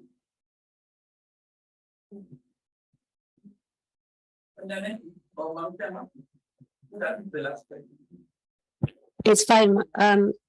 Thank you very much, Chair. Thank you very much, Ms. Lange. Well, you have demonstrated your understanding of, I mean, in your introduction, you have actually given us some of the roles that you have done in advocacy. And then also when you were speaking in your introduction, you also spoke on your managerial skills. And it is obvious that what you may have lacked in higher education because of not having funds to go to university, you seem to have substituted that with experience. But the question that I want to ask you are actually just two. The first one is that, do you have any experience with regards to the legislative or policy review? If so, can you please provide us with details in this regard? And then the second one, it will be on the issue of communication. And I understand you come from a family of 9, so that should be very easy for you. So on the issue of communication and conflict, if you are appointed as a commissioner and it happens to be that within the environment, the space, how would you go about in resolving any issues amongst the other commissioners? Thank you. So your first question was around, the second question was, let me start with your second question first in terms of conflict management and conflict resolution. Understanding that I've worked in various environments and platforms, and even within the shelter setting, where temperatures and tempers can flare up. I think with conflict resolution, it is to be calm, to call the different parties with different opinions into a room and to say, let's talk about this. Let's understand what you are saying, why you are feeling strong about your stance or your position that you are taking, and listen to the other party as well, and to try and find the middle road. I have a belief that there are always three sides to a story. It is your side, it is my side, and somewhere in between is where the truth is located in. And so from that angle, we need to understand that we come from different backgrounds, we have different cultures. And so somewhere in between, we need to find the middle road where that is concerned. So that is how I would, and I've always taken that stance of sitting down, because we can also agree to disagree, but we must be respectful. Because now CGE is a public institution. So in terms of you dealing with conflict, is there any policy or legislation that you're going to use, or you are just going to do it under general? No, with regards to it being within the CGE, I am sure that there is a mandate in terms of how to deal with the matters that come up, and that we obviously need to look at applying the rules that come with that, with regards to managing the conflict. So I'm sure that there is a don't want you to be general, because when you say the rules, we don't know which rules. We want you to be specific. Okay. I'm not clear as to how specific. Okay. Environment, especially whether the things. Okay. Okay. So. Okay, so within, for example, within the workplace, if it is amongst employees, there's obviously a disciplinary procedure that needs to happen, because there are various codes within the disciplinary procedure in terms of, for example, also we can bring in the Labor Relations Act to understand what what the person's rights are as well. And so within the conflict, there is an opportunity to look at the rules and what they say in terms of disciplinary codes and the disciplinary procedure. Your first question? My first question was, do you have any experience with regards to the legislative or policy reviews? If so, can you provide us with details in this regard? Okay, so my experience is from an angle of women's shelters and the state of women's shelters in the country. As I stated earlier, the Domestic Violence Act says that the South African police is the first respondent, but the act was silent on who funds shelters.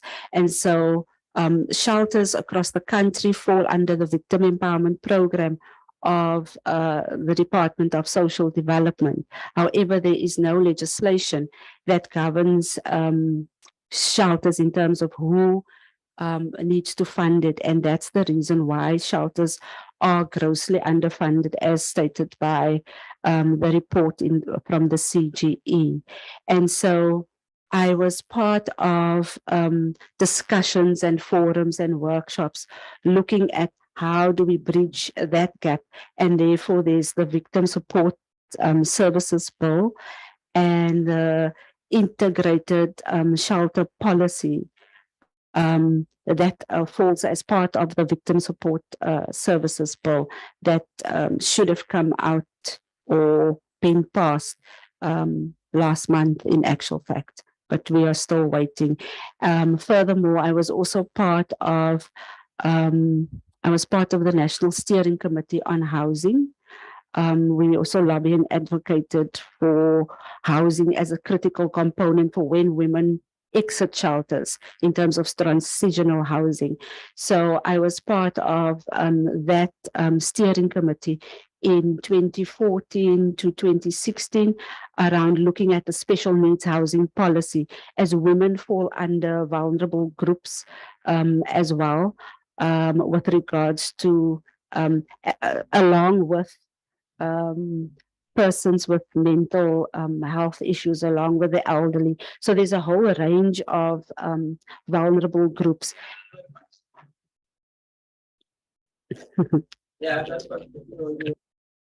Thank you very much, Ms. JJ. That was your last question.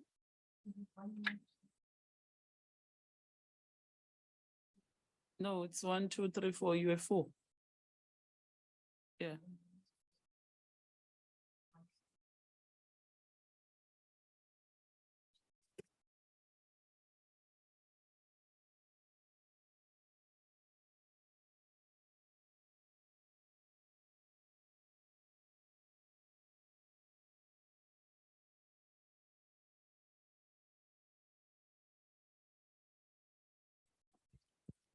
Thank you. Good morning, Ms. JJ. Good morning. Welcome. Having said all what you have said and experience and your leadership and your professional, meaning that you say you believe that this post you are the most suitable post, you are the most suitable candidate. Having said that, in terms of leadership skills, and if so, can you provide us with an example when you are successfully exercise your leadership skills perfectly or successfully? Thank you. Thank you. So my understanding is that you want me to give you an example of how I have successfully portrayed leadership skills, my leadership skills. For me, it's also tell us, why do you think you are a suitable candidate to be appointed? Okay. So let me first start with why I think I'm a suitable candidate.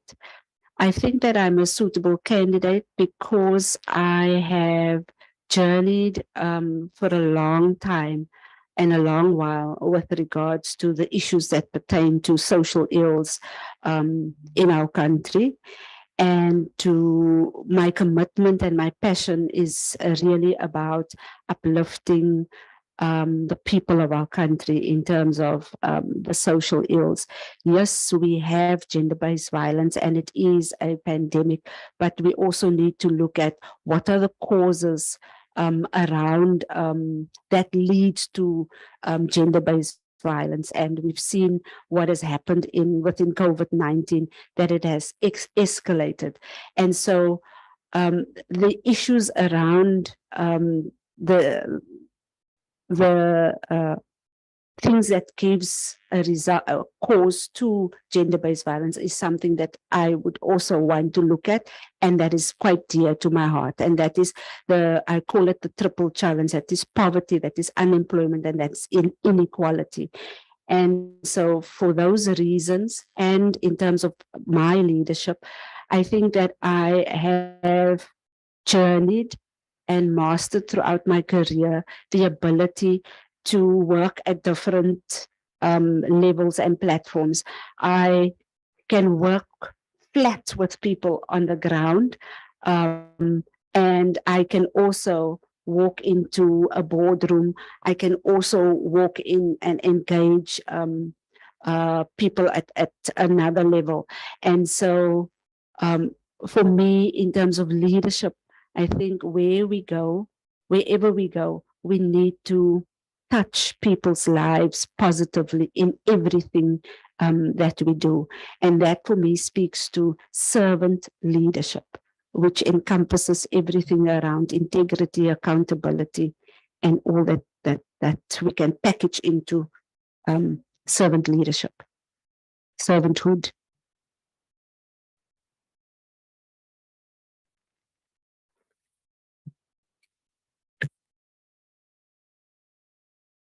Thank you very much. That was your last question. Is there anything that you want to ask the panel?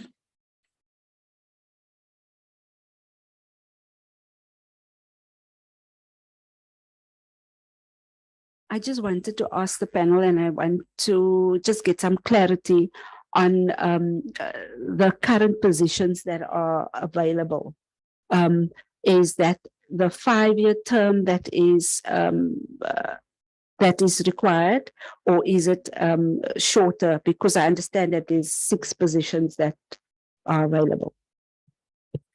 Yeah, there are 2 part-time commissioners positions, which are not going to be 5 years.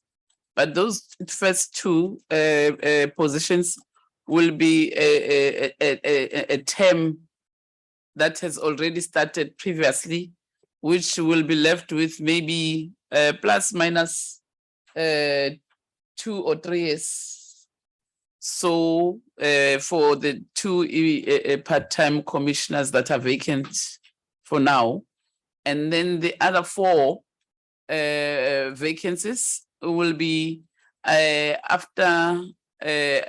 will be at the end of October, which then 4 commissioners' term of office will be lapsing end of October.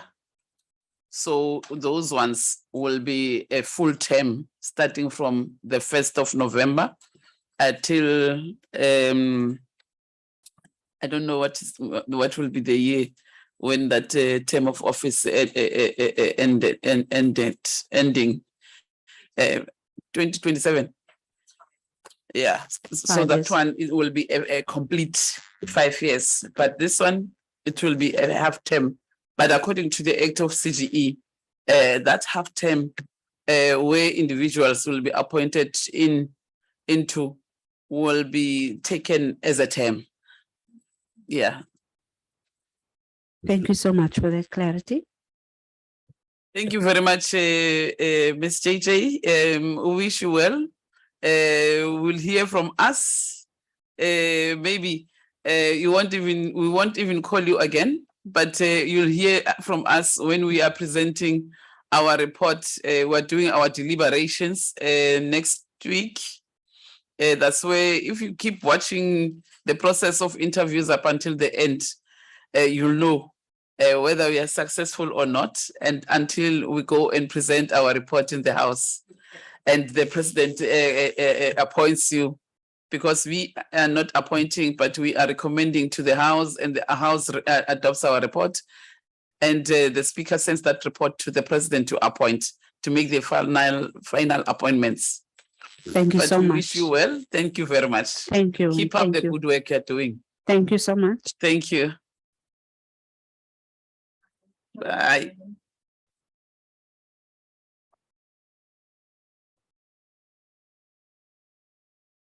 Call the next candidate.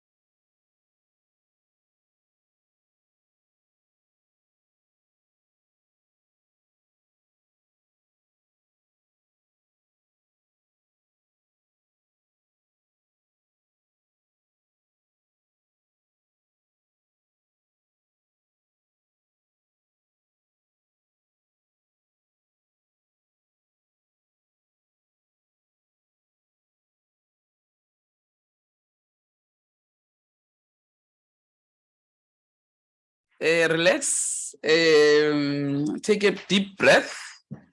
I know sometimes it's difficult when you come here and you meet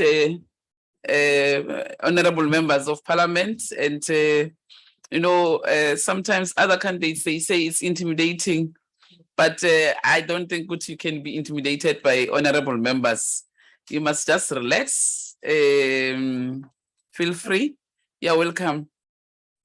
My name is Nonhlanhla Ncobendaba. I'm the chairperson of the Portfolio Committee on Women, Youth, and Persons with Disabilities. I'll hand over to honorable members to introduce themselves. Thank you very much, Honorable Chairperson, and good afternoon to you, Prof. Mazibuko. The name is Honorable Fikile Masiko. I'm a member of the panel. Thank you, Chair.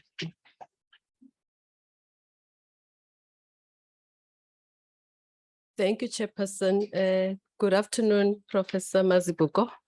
My name is Hobona Mang Prudence Marekwa, member of the Portfolio Committee. Thanks, Chair.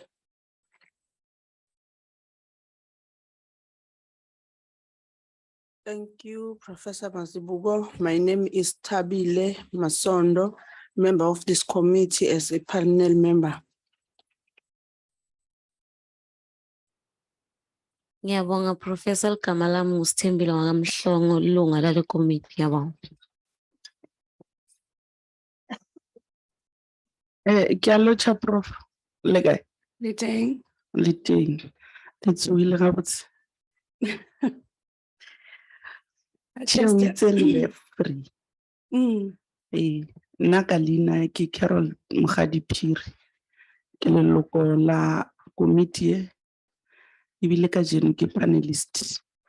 Ke a leboga. Good morning, Professor Mazibuko Mwelas. My name is Magdalena Tutuzile Hlengwa. I'm the member of interviewing committee. Thank you. Thank you very much, Chairperson. Very good afternoon to you, Professor Mazibuko. My name is Lou Olompiti, and I'm a member of this committee and a member of this panelist. Thank you. Good afternoon, Prof. I'm Nazli Sharif, a member of the committee and the panel. Greetings, Prof. Mazibuko. My name is Ntokozo Hlonyana. I'm a member of this committee and a member of the panel. Thank you very much, honorable members. Prof, at the back, there are two beautiful ladies. They are our committee researchers. Their names are Tasnim and Christelle. The gentleman sitting at the back is Dr. Tembe, our legal person here in Parliament. And next to me is our content advisor, Ms. Kashifa, and our committee secretary, Nelisa Nobatana, the one who was talking to you, I'm sure, regarding the process and everything else that needed to be done. You have 45 minutes with us.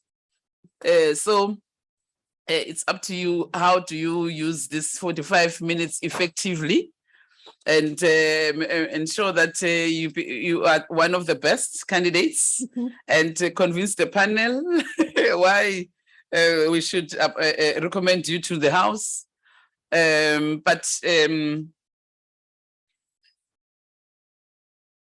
are going to give you, each member will ask you a question and you only have 5 minutes to respond to the question. So don't waste your time by starting with preambles, because when the clock says it means you are done. So it's yourself who will be wasting your time. So it's important that you use your time effectively. So my first question is, tell us about yourself and why do you think you are a suitable candidate to be appointed in this position?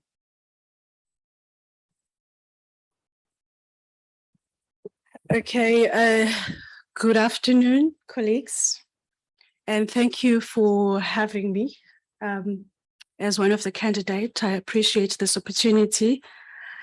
Myself, I'm born and raised in Umlazi Township in Durban. My mother tongue is isiZulu. I hail from the Dlamini, Osibalkulu, and the Mazibukos are the family that I married to. Having grown up in Umlazi, I was always interested in finding solutions to the social ills that seems to be experienced by women, which then led me to studying at the University of Durban-Westville, which is now called University of KwaZulu-Natal, where I enrolled for a Bachelor of Arts degrees in sociology. And then I further studied a Bachelor of Arts in an honors degree in social science and development studies.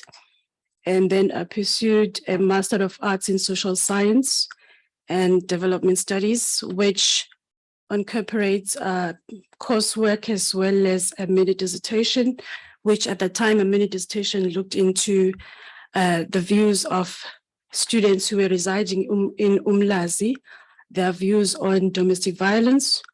And furthermore, I went and studied at the University of South Africa, where I completed my doctoral study in sociology, which I was looking into the narrative of women who are middle-class women who are residing in Mamelodi Township, which is in Pretoria, what their experiences were regarding domestic violence. And within that study, I managed to publish scholarly articles, which there were about 10, and I have 6 more which are under review. Then I saw that my scholarship was only being entertained by students, which was enhancing the curriculum. As a seasoned social sciences, as trained as a sociologist, we're able to take the work that we do, scholarly work, and then we patch that to our curriculum. Then I saw that some of the other people were not being advanced by the work that I do. Then what I did, I managed to write for various newspaper articles, where it's opinion pieces, whereby I would take the work that the students are doing, which was written in a scholarly way, and write it for public domain, which will then be then impactful. After doing that, so I then received a lot of invitations to appear for media presentations or interviews to talk about the work I'm doing when it comes to domestic violence, as well as the policies they're about. Doing that as well, and having to received various invitations to assist in various projects that either it can be an NGO, an NPO, looking into domestic violence work, appear as a guest speaker or key speaker, or if they were to be involved in drafting of a policy, I would be invited to appear. And I've had the opportunity not just to focus in South Africa alone, but there have been work that was commissioned by a Swedish company that looked into introducing sexual harassment policies to various companies that are owned by Swedish, which then allowed me to visit countries such as Kenya, the DRC, as well as Zimbabwe, to enhance and develop sexual harassment policies as well as gender-based policies for those countries. So in a nutshell, it has been a 20 years of passion, interest, experience, parting ways, imparting education, learning from different cultures, learning from different people, and trying to learn different languages, which is still is, a thing that I need to focus on. But I am that daughter of Umlazi. Thank you, Chair. Thank you very much. Honorable Pauline. Thank you, Chairperson, and once more, Prof, welcome. And my question to you, Professor, will be, as you know that the CGE, Commission on Gender Equality, is one of the Chapter 9 institutions that are also regulated or guided by the Constitution of this country. What I would like to know from you as a question is, what is your understanding of the CGE's mandate, powers, and functions in terms of the Constitution and its enabling legislation? That's the first part of the Sorry, question. you said mandate, powers? Mandate, powers, and functions. Functions. Functions, Okay. yes, ma'am. In terms of the Constitution and its enabling legislation.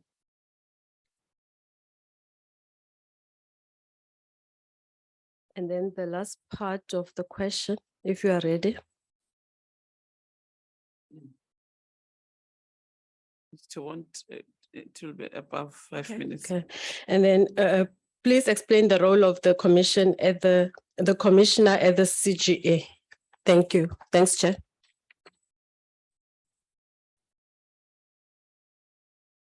Prof.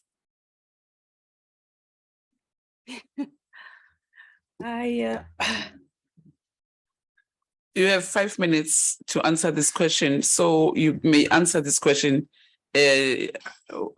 Start anyway. Okay. Okay, thank you for the question. Sorry, I had to write it down so that I can gather my thoughts. No, you're right. That's it. All right, the mandate and the powers and functions. I'll start with that. Okay, it's a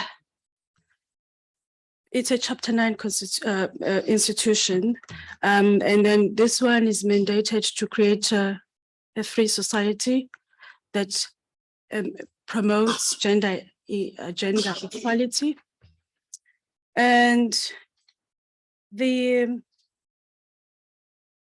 role is to advance, promote, educate.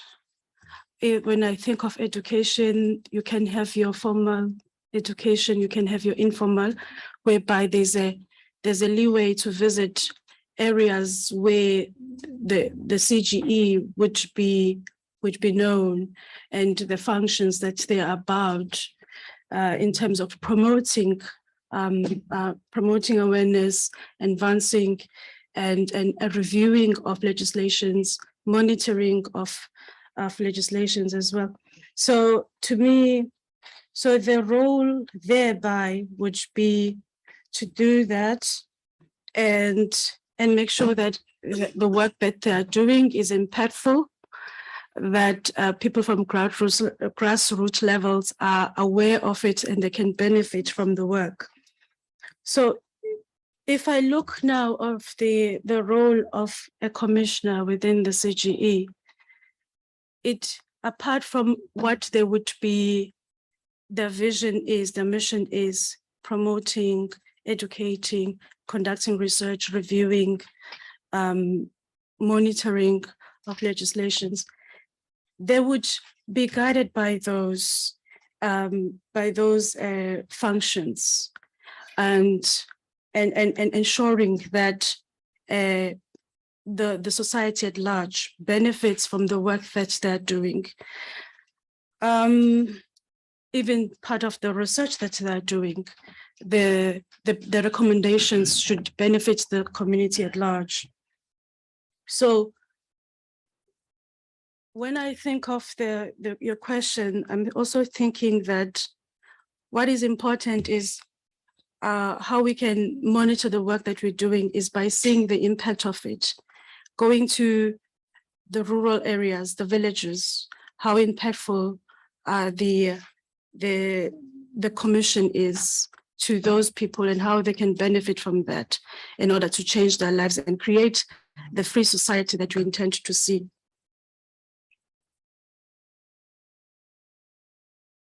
Thank you.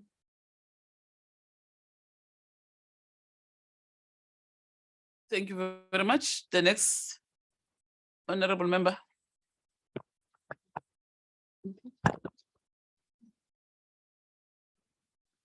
Thank you very much, Chair. The next question is as follows.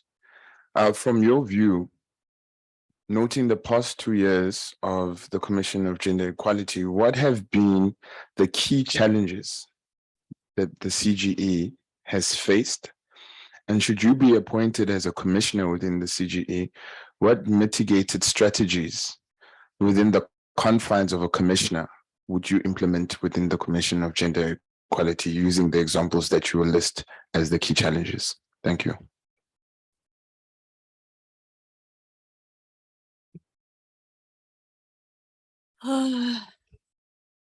Without there being known as in the public domain what the key challenges are, but having to been exposed to reading some of that one can conclude that these are challenges, is retaining of staff members, which is a problem for most organizations in terms of sustainability and continuity. So that to me would be a key challenge that I can say I have seen. And then having to be bringing in the highlighted versions that I said, which be the functions of functions as well as powers. Colleagues, you must agree with me that such an institution is very key to solving problems of gender inequality. And therefore, if I were to look into the strategies that I could bring as a commissioner, is that the work that we do must be accessible.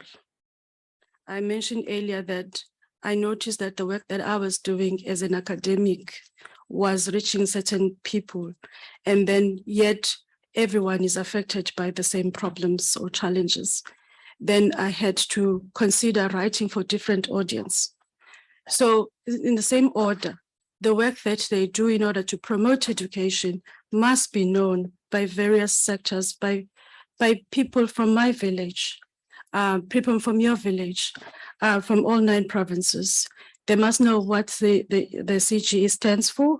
And even when it comes to education, I believe that every education, the syllabus must create and enhance gender equality. And that must be transferred from different schooling, preschool, early childhood, as well as high school. So, and then the amount of research that they do the recommendations must advance or enhance our policies that we have. There's no good in doing research if it's not going to advance certain areas that needs attention. And then for every mile, you must be able to monitor what has been your performance. We have annual reports that various bodies would put out there on their website in order to be transparent. But those such things should be done where then they can be in positions to monitor and evaluate where they have been and where they're intending to do and where are some of the areas need to be improved. So I really feel from my heart that these are some of the things, and also acknowledging that as we go, we are imperfect and we learn from our experiences. So, and that's why we draw improvement plans so that such will not happen again. So it has a very crucial role, I believe, in changing the status quo of societies. Thank you very much. Thank you very much, Prof. Honorable Hlonyane. Thank you very much, Chairperson. Prof, I get your understanding. In your introduction, you actually gave us that you do have a good understanding in policy drafting.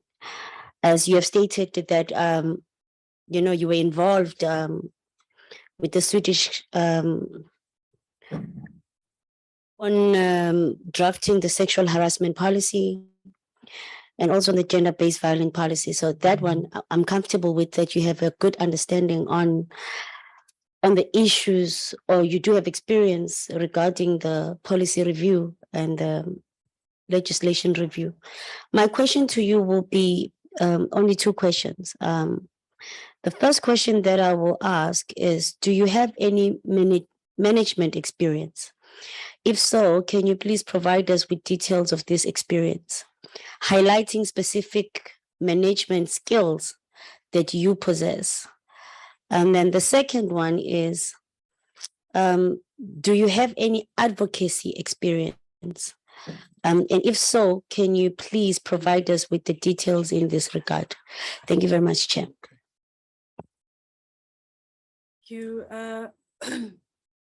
earlier on, I was looking at, who I am as the self, but I've had the opportunity to receive various appointments, which began as a lecturer. Then I was promoted to senior lecturer, and then I was promoted to associate lecturer, still looking at sociology of gender as my core. And then I had the opportunity to be seconded as the head of Institute of Gender Studies at the University of South Africa.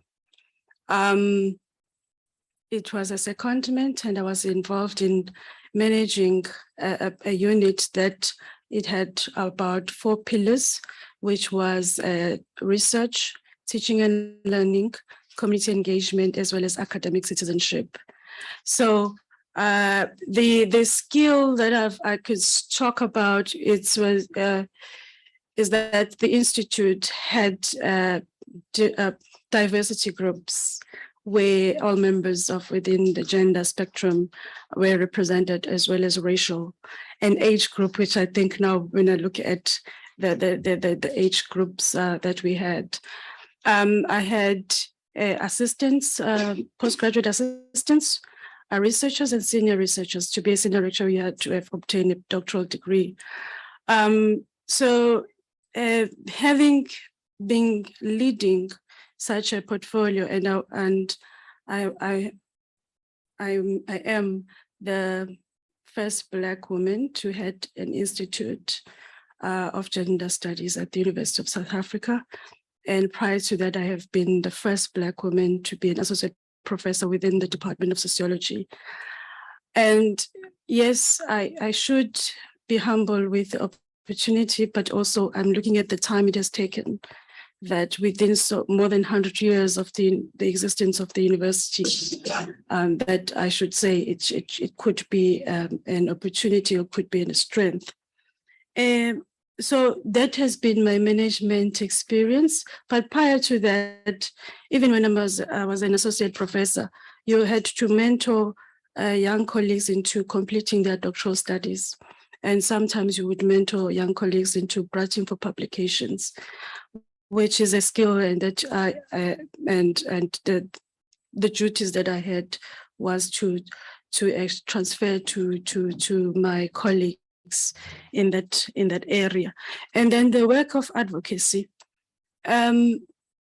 We all, I feel that everyone has a different way of advocacy and activism. Mine has been within the academia, where it's been writing for scholarly, presenting at conferences, international conferences, and finding solutions to existing problems, as well as teaching the next generation. And that has been a passion of mine, which started in the University of KwaZulu-Natal, Durban Westfield at the time, where I would go to high school and interrogate some of the practices that were happening within those rural areas. I remember I had to visit a certain area where young girls were marrying older men for financial purposes, and they were not finishing school. And my 22-year-old, which was me at the time, had to go and speak about the values of education and completing matric. So that was empowering, to go in and empower those who felt that their circumstances will determine what their life futures would be. And I like to also reflect on my own experiences when I come into these spaces, that there was nothing special about me having to complete a degree. And it is, and we are not responsible for what happens to us. I always feel that there is 1% that we are not responsible of, but there is 99% of what we do about that. So I've had that opportunity, and then to bring in that there's nothing, absolutely nothing special. Everyone can grab opportunities which are out there. We are not determined by our circumstances. So that has been my advocacy. And even now, I continue with that, which I am, different committees, which I've received some nominations. Right now, I'm in the Gender-Based Violence Summit committee that is involved in coordination. The next question. Honorable Chair. Thank you very much, Chairperson. Prof, I think you've sort of got into my question a little bit as you're ending your question. So I think it's a great opportunity for you to expand a little bit more on the work that you do in terms of gender-based violence and femicide. GBVF remains a pandemic in South Africa, and government has implemented a plan as well as legislation to try and deal with the scourge of GBVF. Now, I have 3 questions for you. The first one is, what is the plan? And can you name the relative legislation that's currently in place? And when you speak about the plan, please give as much detail as you possibly can. Number 2, how do you think the CGE can give effect to the plan and the legislation? And lastly, what kind of activities can the CGE undertake to create awareness as well as combat GBVF? I hope that's understandable, Prof. Thank you.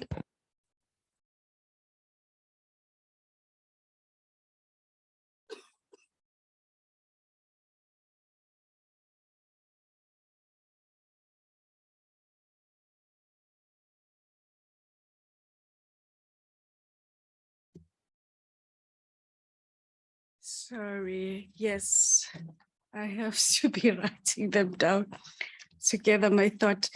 Thank you for that question. When I think of the plan,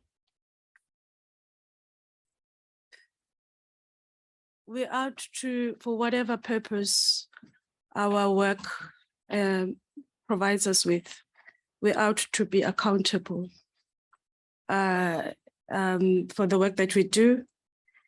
We're out to, there should be a level of coordination and leadership. We're out to review. We're out to monitor and evaluate. And then when I look at this legislation, I'm thinking of the I'm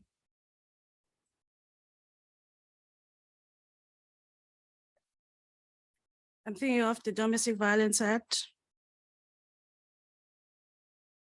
I'm thinking of the Criminal Law Act, Sexual Offense Act.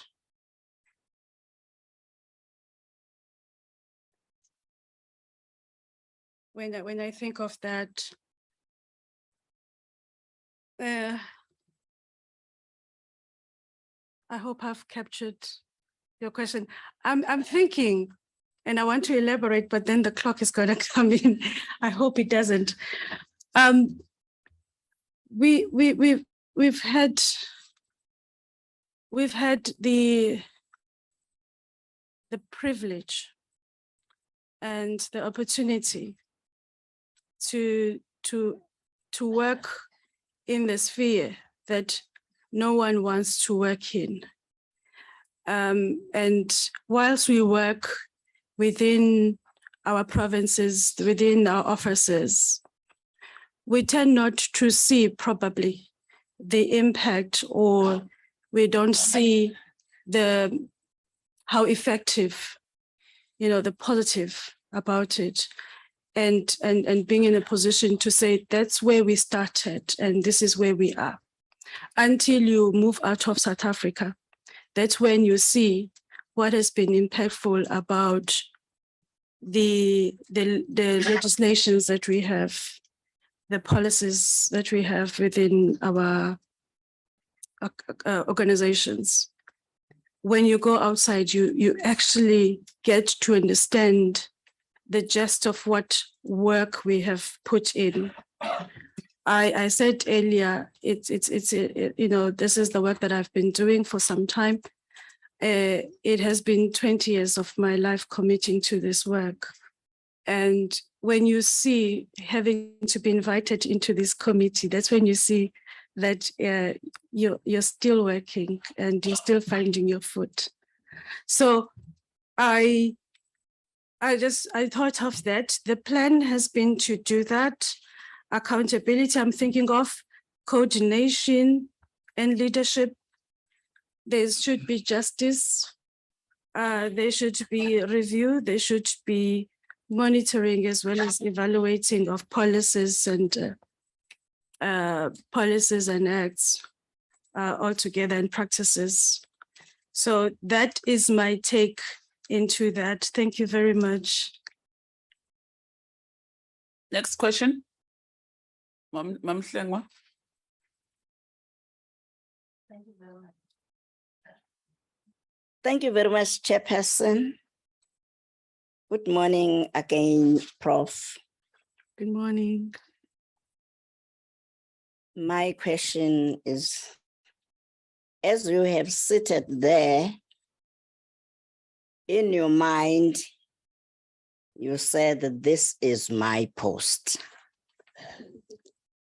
And coming to me and me said, why do you think you are the most suitable candidate for this post? Having said that, in terms of leadership and skills,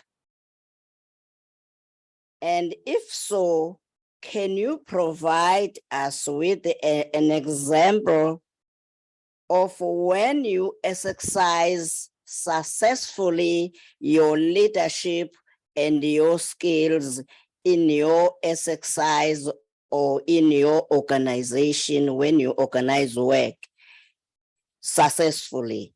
Thank you.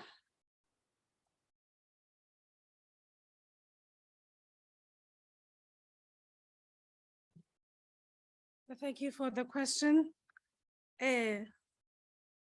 Apart from what you have alluded earlier, the work that I've put in, 20 years of it, and the studies that I've done, which was mainly focusing on empowering of women, gender studies, African feminism, and so on. I also have to look into the personality of a person, that if you are willing to attempt to go to the grassroots level, because it's one thing to have had all the knowledges, the formal knowledges from school and so on, but being in a position to translate the work that you do in order to impact people of different languages and different cultures and being able to be empowered by your work. So to me, that is that makes me think that I am the suitable candidate for this position, that I'm able to translate that to to the grassroots levels.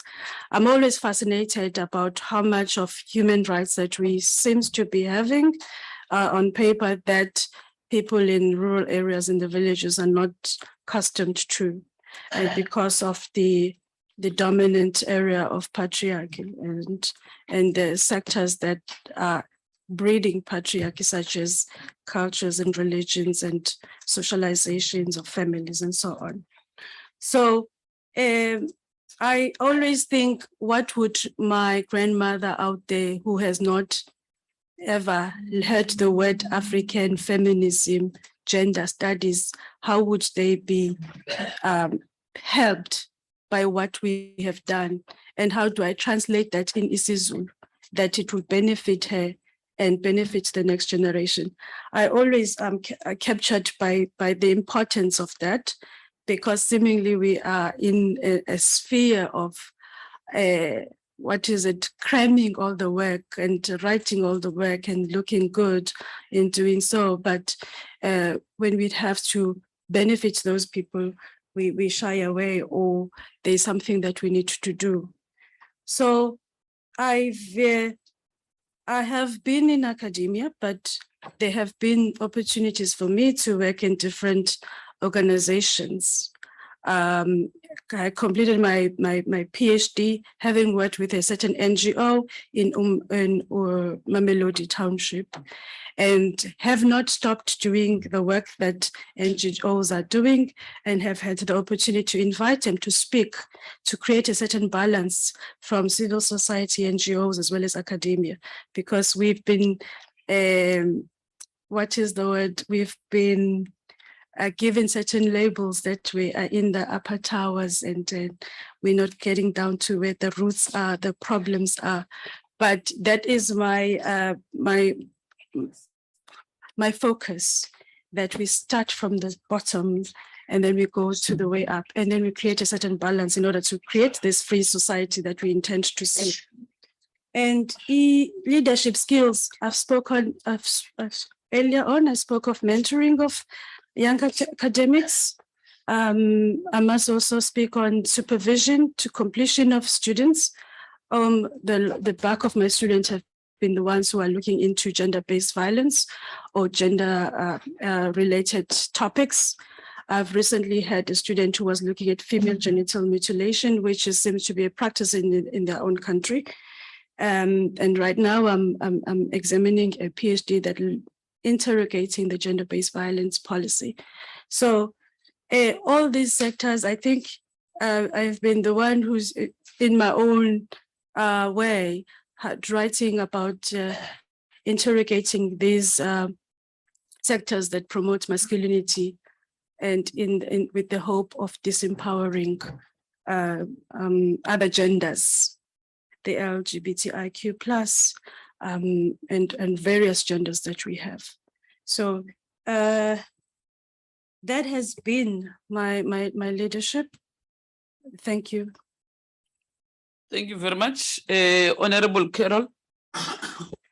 Thank you, Chair, and good afternoon to yourself again, as I've greeted you in the morning. But Commissioner, allow me to refer you to a commissioner in order to achieve your objective as a commissioner. Section 187 of the Constitution, together with Section 11, subsection 1 of the Act, it's also that as incorporate the Human Rights Treaty. My question to yourself, so that you must assist the CGE in terms of compliance with the International Convention, International Covenant, and International Charter acceded or ratified by the Republic relating to the objective. My question direct is that what is the role of the CGE in respect of compliance with international treaties and the obligations, sorry. Thanks, Chair.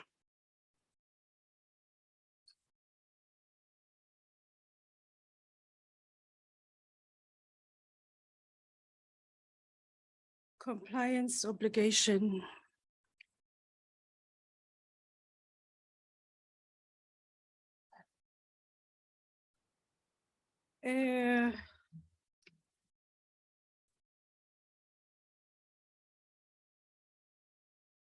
With a list of all other Chapter 9 institutions that are governed by our Constitution, there is an obligation to protect the Constitution.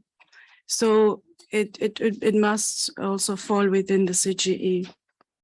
And even when they would put in their own, even if they put in their own rules and policies to follow, they must also speak with the major with a major focus on what the Constitution intends for them. So there to me would be, if they were to be in defiance, if they were to be in defiance of the compliance, then they're not meeting their obligation and they're not complying. That would be to me a very a crucial thing to look into if it were to happen. It means then it would be in violation of human rights if they were to not be following what their obligation is as an institution. So what we do have is international as well as national chapters that seem to speak on promoting and sustaining of human rights. And we see gender inequality as a violation of human rights, gender-based violence as a violation of human rights. So if now there isn't any work that seems to be promoting inequality or making awareness of such issues and related or recent debates around such issues, then we are failing in complying with our obligation. So I'm just thinking there's always a bigger picture within all of this and how it relates with each other. And then by doing so, we're able to catch each other if we are not following. And then someone must be held accountable for that. So I think in that sense, as you rightfully said earlier, the role of the commission would be to be on guard for that and work closely with all sectors involved, because I think that everyone has a role to play and ensuring that there is a completion, there is success, and there are lessons to be learned. Thank you very much for your question. Thank you very much, Honorable Hlongo. Thank you very much. Greetings once again, Prof. Prof, the Constitution directs that Chapter 9 institutions of which the CGE is part must be independent, subject only to the Constitution and the law. These institutions must impartially, without fear, favor, or prejudice. Therefore, your question would be, why do you think that the Constitution requires that the CGE, as of all the Chapter 9 institutions, be independent and impartial and also protect that independency? Secondly, do you regard yourself as being independent-minded and impartial, and why? Can you tell us of a time when you challenged the authority? Okay, can you just repeat for me the first question? Why do you think that the Constitution requires that the CGE, as for all the Chapter 9 institutions, be both independent and impartial, and also protects that independence? And then secondly, do you regard yourself as being independent-minded and impartial, and why? Can you tell us of a time when you challenged authority at risk to your own interests?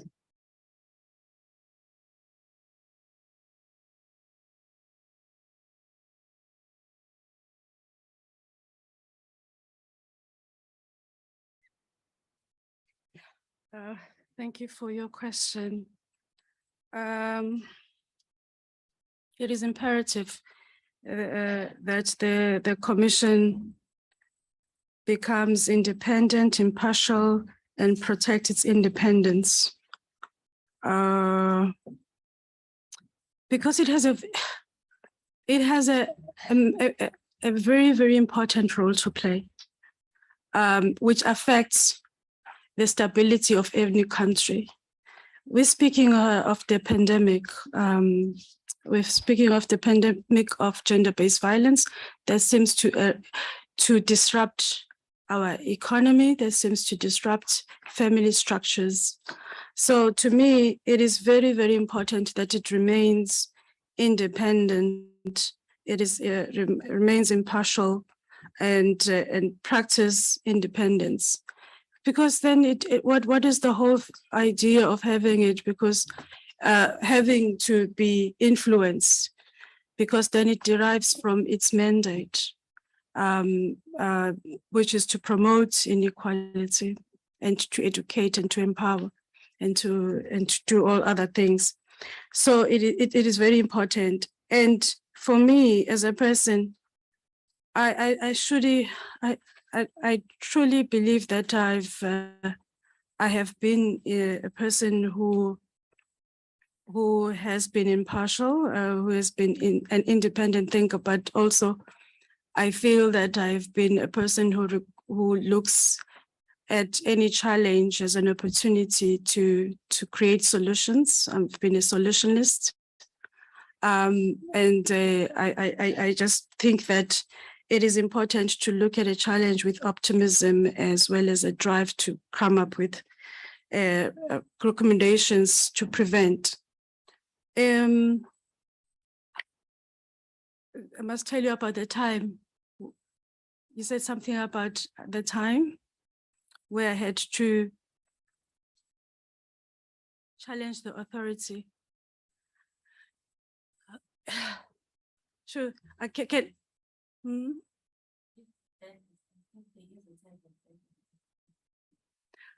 Sure. All right.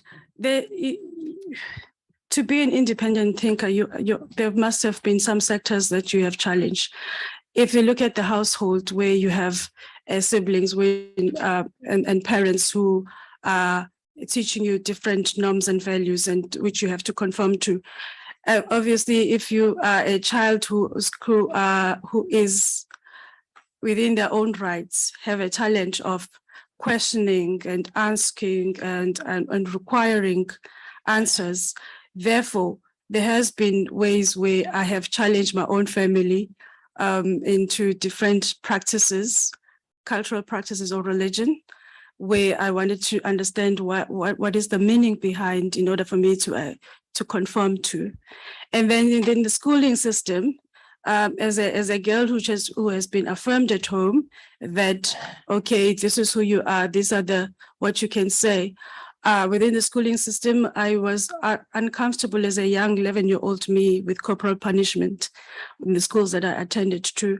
And being uncomfortable, I then approached the principal of the school at the time to ask, why is it when there's a group of other learners speaking in class, but we have all to face the punishment when we were not speaking?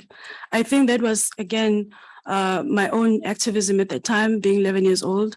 And then I decided to tell my grandparents at the time, who also did not conform to any patriarchy, that they would decide and divide the roles together. So they asked me as a child which school then I wanted to attend to, and then I said it's a school that does not practice corporal punishment. And then when I went to that school, I challenged the curriculum. I was told, because you're a girl, you ought to do these certain subjects. And then after I said, no, that should not be the criteria, because I want to do this one. And then after that, I was told, you tend to say these things, you talk too much, then you do these ones. And then I questioned the personality at the time, that it shouldn't be about my personality. It should be what I intend to study, is looking at the future that I wanted to do for myself. Thank you very much. Thank you. That was the last question.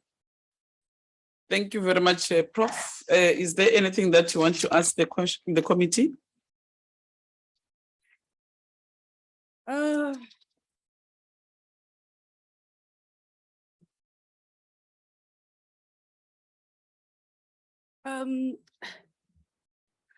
Let me begin by extending my gratitude to the questions. You know, I really appreciate the time that you have taken, and I've learned from the questions that you have set, having been from academia and working for different NGOs. I really appreciate the time and the skill that I'm taking. which has been from these lessons. Is there a way of knowing when we can expect, as having been the candidate, when we can expect the outcome, and by which method we would be able to receive the outcome? Honorable Masiko, can you respond to Prof? Thank you, Chairperson, and thank you, Prof, for the question. I think in answering your question, we must firstly make it known to you that this is an open process. So this week we are running the interviews, which is also an open and public on all the social media platforms, the parliamentary social media platforms. So next week we will be deliberating. It's also an open process. But in a date that will be made public, the official report of the outcomes of the deliberations will be tabled in a parliamentary sitting in the National Assembly. There is also an open process in terms of the recommendations that the committee is making. As to when then the president, because we'll be sending it for a concurrence firstly, and then later to the president for his final appointment. As to when the exact date is then that the president will appoint, it is not known to us, but the process in terms of the parliamentary process is open to the public. The recommendations that we will be making next week will be made in the public spaces of the parliamentary social media pages. I think, Chairperson, I've answered the question to the best of my ability. Yeah, thank you. Thank you very much, Honorable Masiko. Thank you very much, Doctor, for responding to our invitation, and we wish you the best. You will be informed in due course as per what Honorable Masiko has just said now. But thank you very much and enjoy your day. Ngizibongele. Yeah. Oh, forget ladies. Yeah, let's get the next candidate. Okay, even myself, let me run.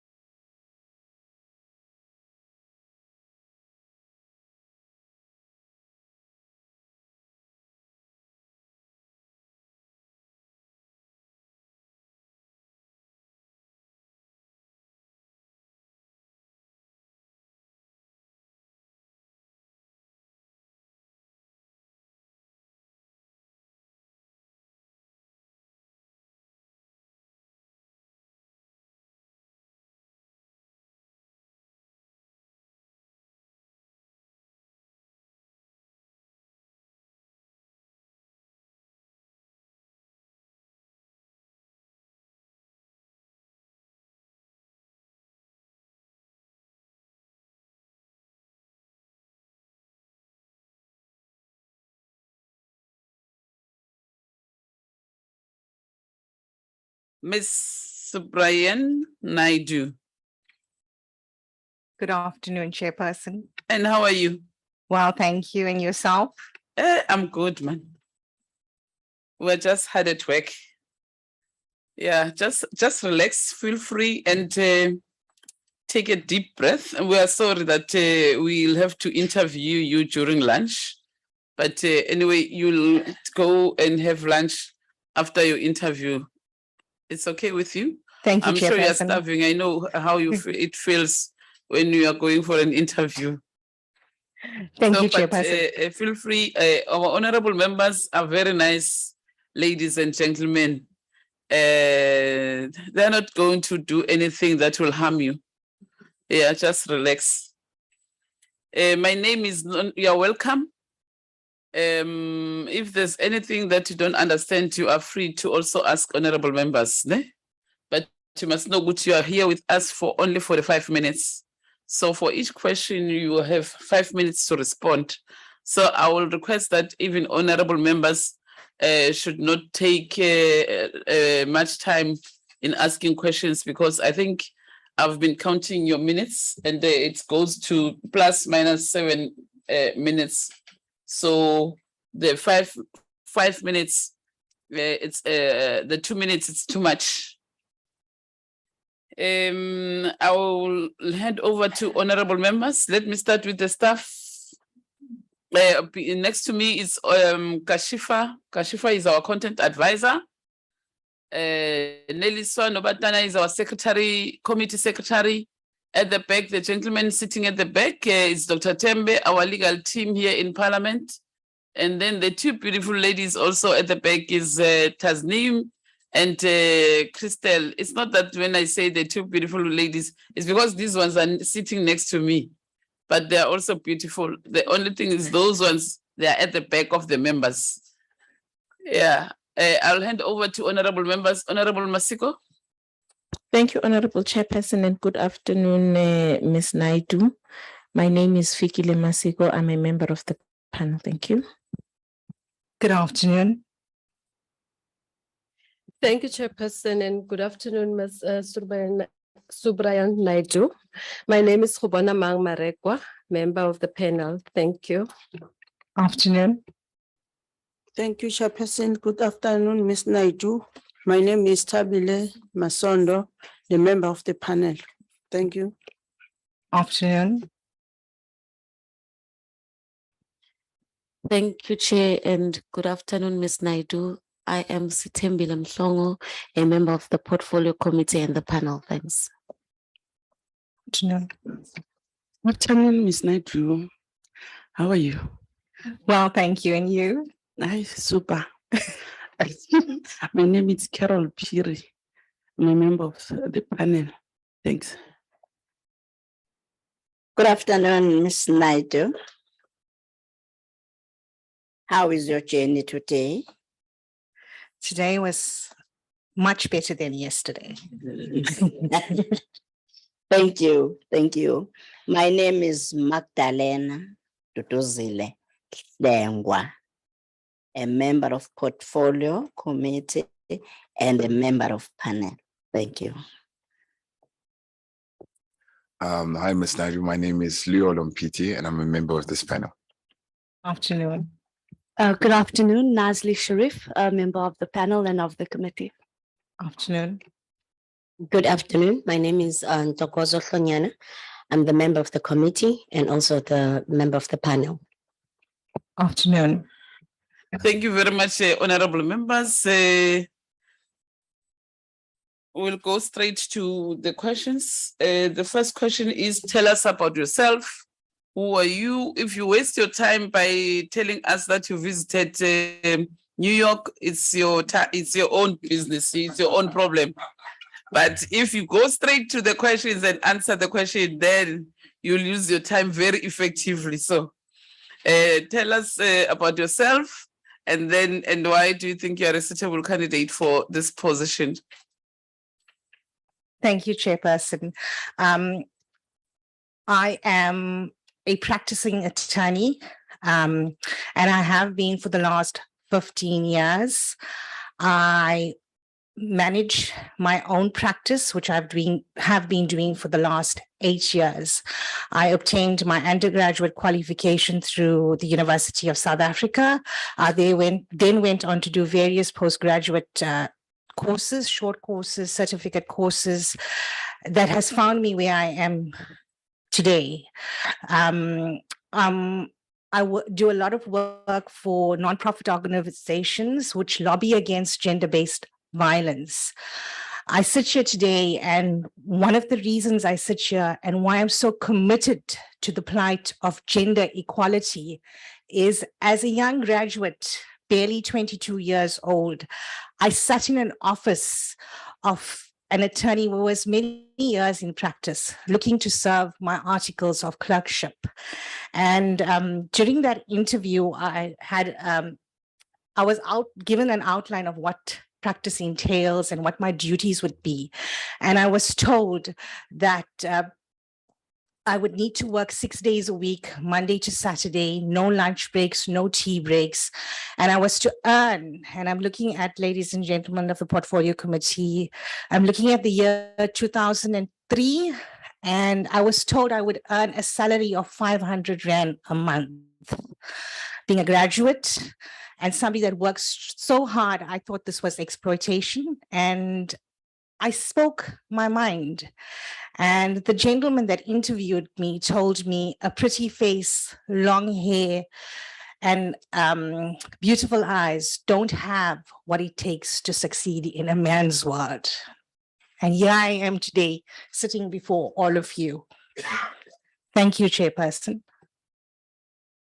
Thank you very much, Honorable Masiko. Thank you very much, Chairperson, and thank you for your response, Ms. Naidu.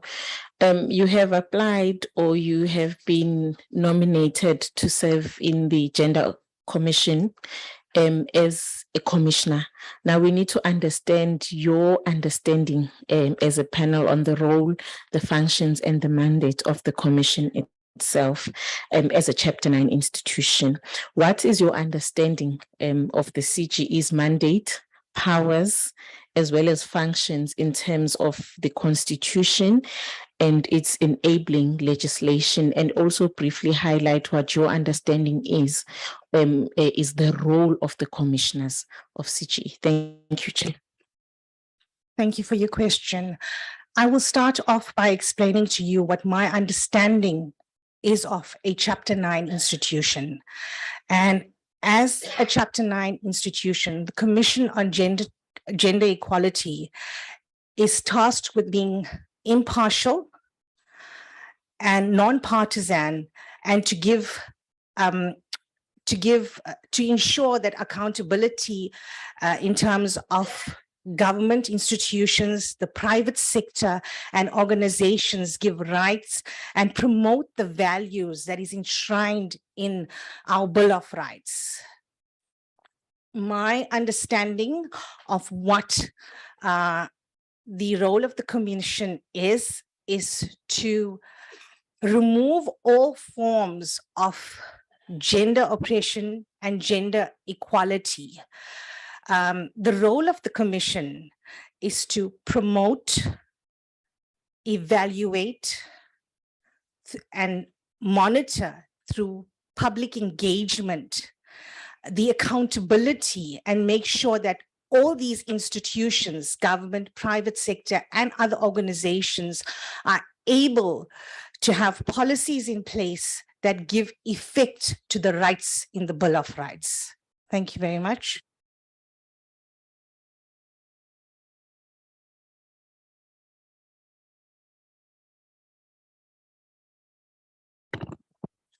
Thank you, Chairperson.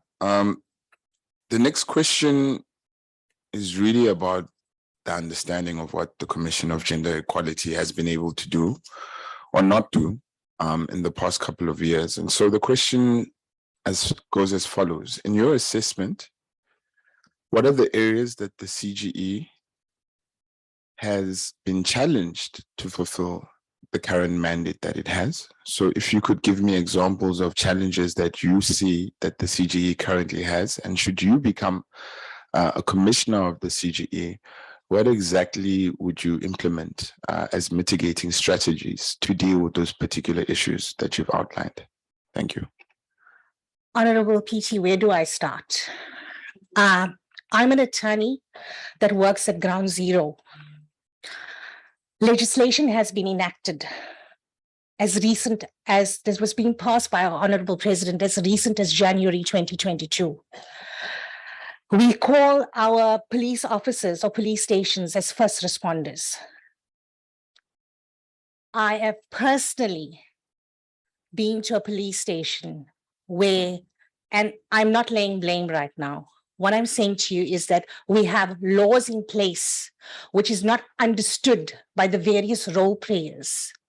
And this is where the commission has tried. I've looked onto their website, and I first thing I would do as commissioner is update the website, firstly, because we have a SAPS biannual report that goes to 2021, which has not been updated. What is most astonishing to me is that we have, according to that report, 1,600 police stations nationally, and the commission has only been able to evaluate 60 of those 1,600 police stations.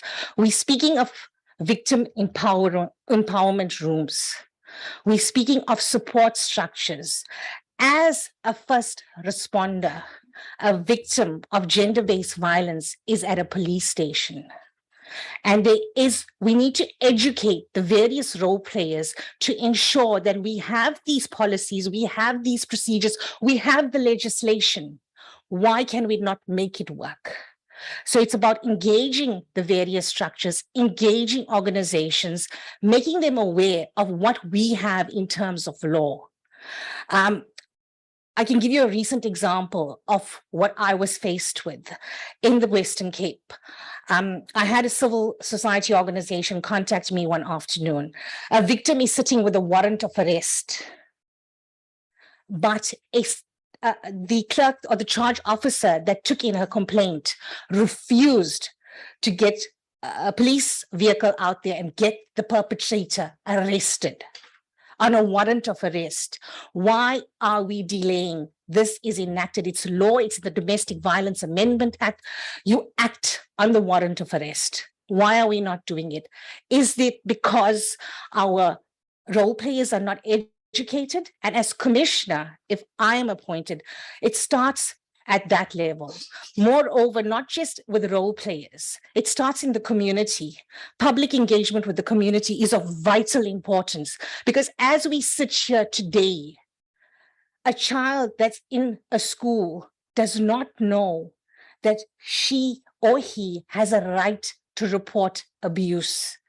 So as commissioner, and if I'm appointed, these are areas that I would focus on. I will align the 6 pillars of the National Strategic Planning Committee on GBV. You align those pillars to the role that you need to fulfill as commissioner. Thank you, Honorable PT.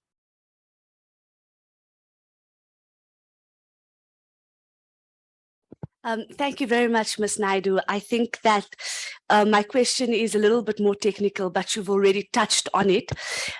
So we know that gender-based violence and femicide remains a pandemic in South Africa.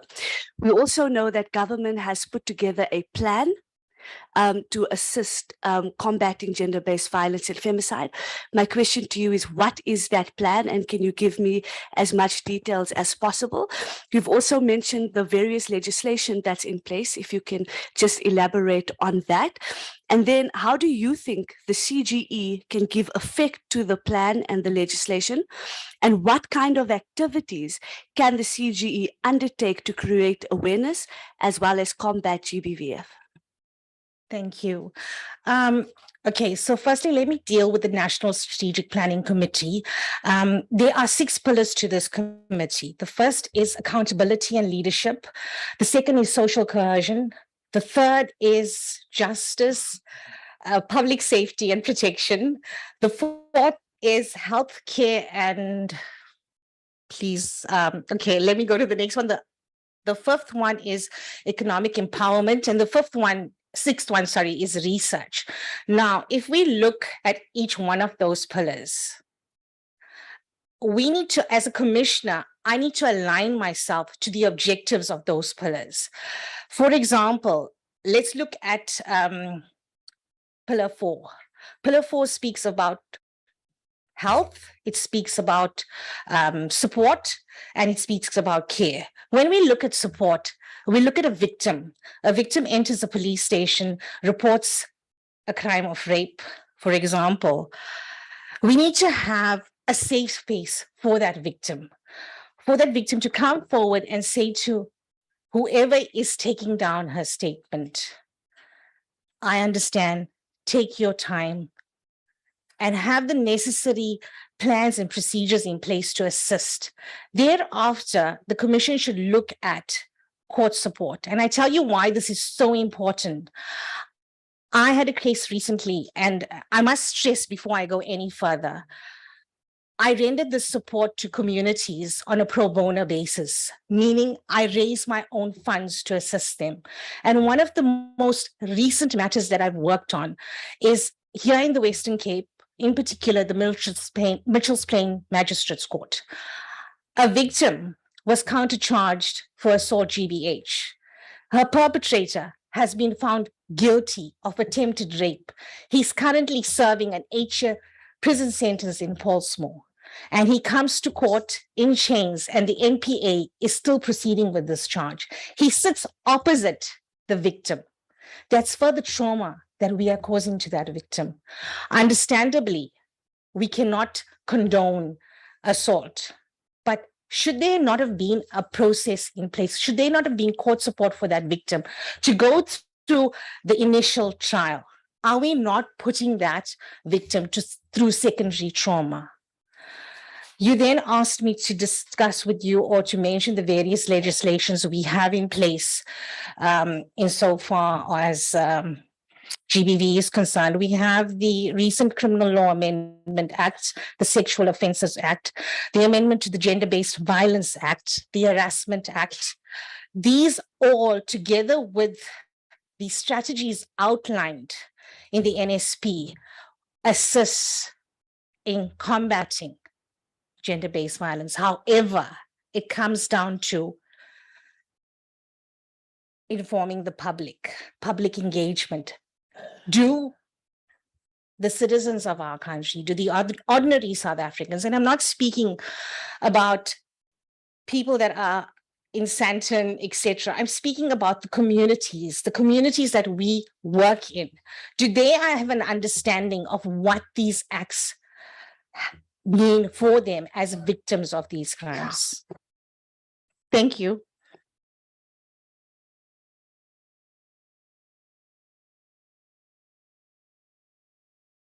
Thank you, Chairperson. Good afternoon, Ms. Naidu. I am coming to you back. A key strategic outcome of the Commission as per its strategic plan 2019 to 2024 is to promote and protect gender equality through public awareness, education, investigation, and litigation. Do you think that this has been done successfully? What innovative means would you adopt and promote public awareness of and access to the Commission? Thank you. I do not think it's been done successfully.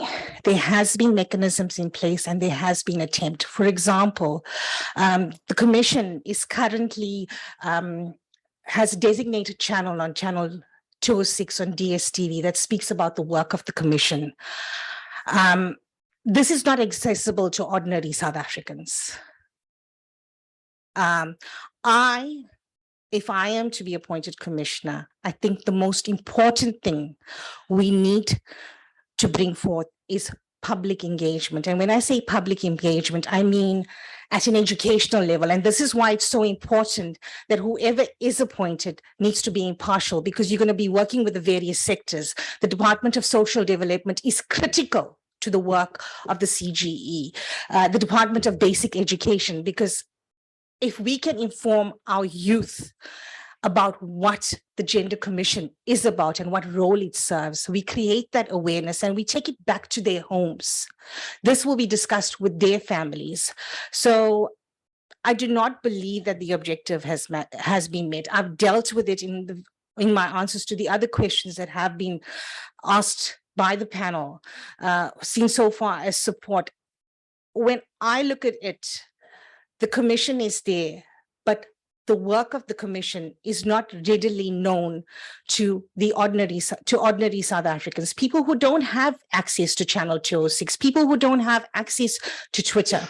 So it would mean going out into the communities and creating that awareness. It's all good and well for us to have a book with gender terminologies and make that available. But who is this book being made available to, ladies and gentlemen of the Portfolio Committee? Who is it being made available? Is it being made available at ground level? Is our communities aware of what their rights are? I hope I've answered your question.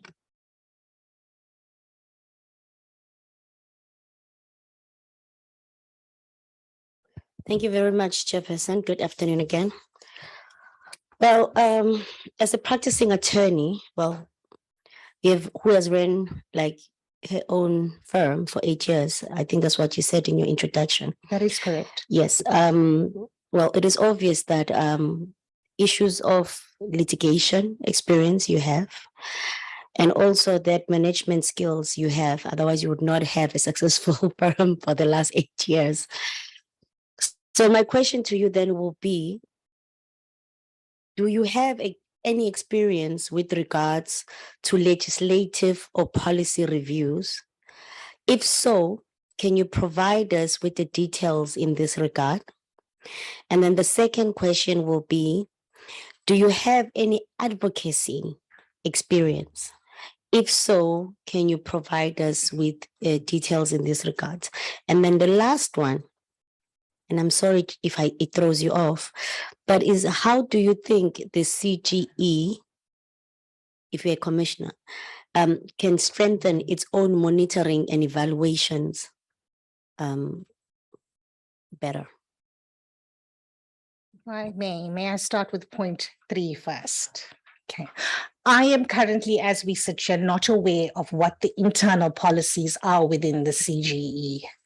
So task number 1, should I be appointed, is to go through with whatever internal policies that is in place to understand it and see what changes can be made to the existing policy to adapt to what the national plan is in order to combat gender oppression, gender equality, gender-based violence.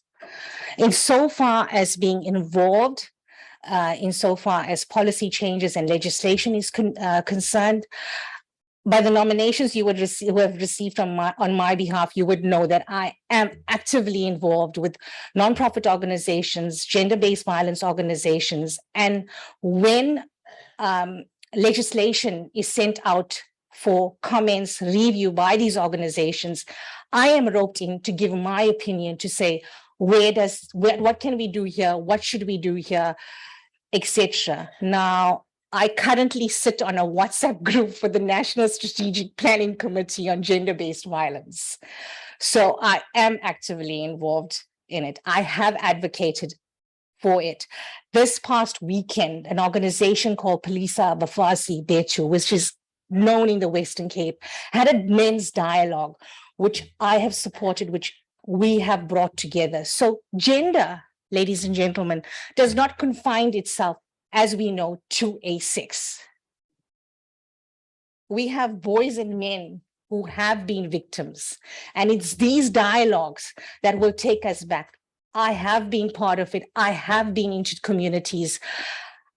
As I said at the beginning, I have come from ground zero, and I do not sit, with all due respect to my colleagues, in a fancy office in Sandton. I've taken off the high heels and I've worked in the township.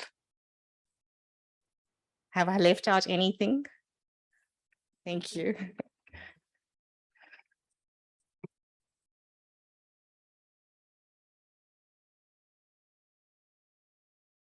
Thank you, Chairperson. Good afternoon again, Ms. Nadu. Have you said all this you have said, and you are sure what you have said, and you have assurance that, and you have confidence of this post, you deserve this post.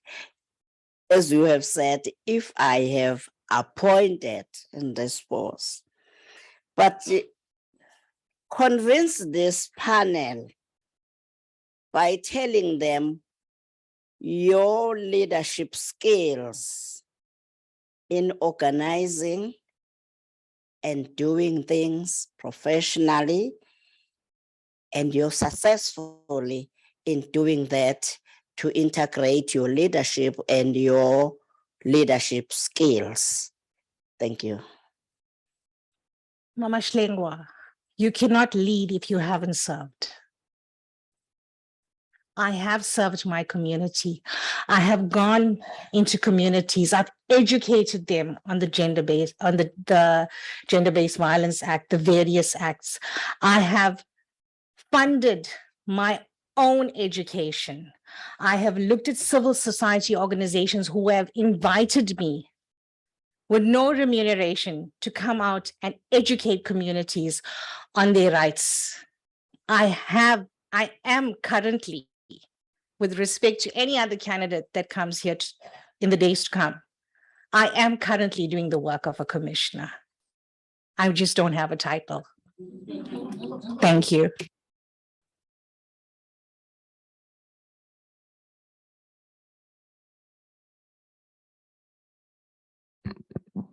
Thank you, Chairperson, and once more, good afternoon, Ms.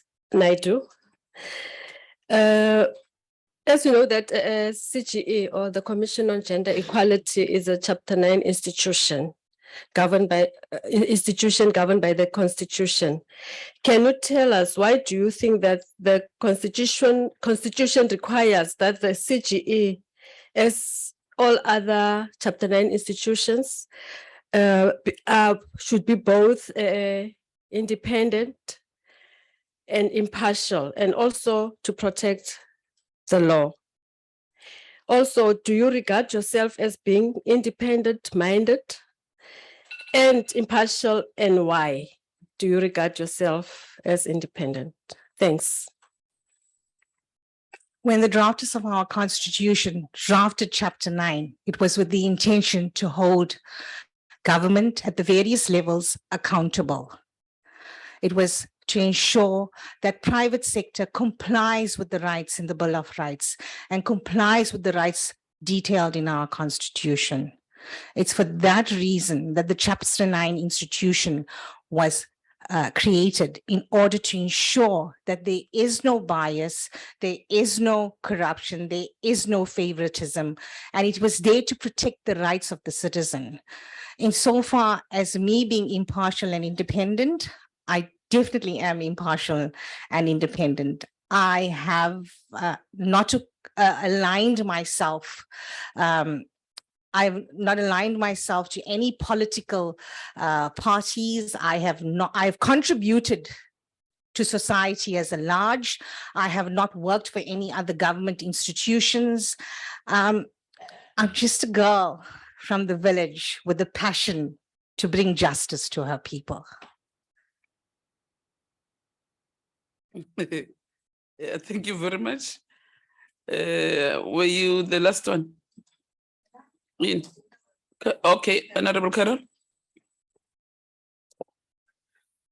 Oh, thanks, Chair, and afternoon to yourself, Miss Naidu, or Mrs. Naidu. Mrs. Yes. Okay. Mrs. Naidu, as you are a person who deals with the law, our Constitution in Section 187, together with Section 11, subsection 1 of the Act, provide that the CGE, in order to achieve its objectives, it must monitor the compliance with international conventions, international covenant, and international charter acceded to or ratify by the Republic relating to the objective of the Commission. My question is that what is the role of the CGE in respect of compliance with the international treaties and its obligations? And remember, we've got 9 human rights treaties. So can you deliberate on that? Thanks. We have the United Nations conventions. We have the various treaties that you have already mentioned. Moreover, there's research that has been done. I've looked at the various articles that has been provided by the conventions by SADC. I currently sit on a committee of women from the SADC region. When I say SADC, I mean Zimbabwe. You understand the SADC region. So we are looking at policies and procedures of the various SADC countries and what is the issues we have with the current legislation across these countries, what we can do. We look at the South African legislation. We're a group of attorneys, doctors, etc., that sit on this committee. We look at the various legislation within the SADC region and look at how we can improve the current policies, the current procedures that are in place collectively, and how we can bring about change. In so far as current work that I've done on the international spectrum, I recently had a matter where a child was taken away from her mother and placed in the care of her father. He actually absconded with the child.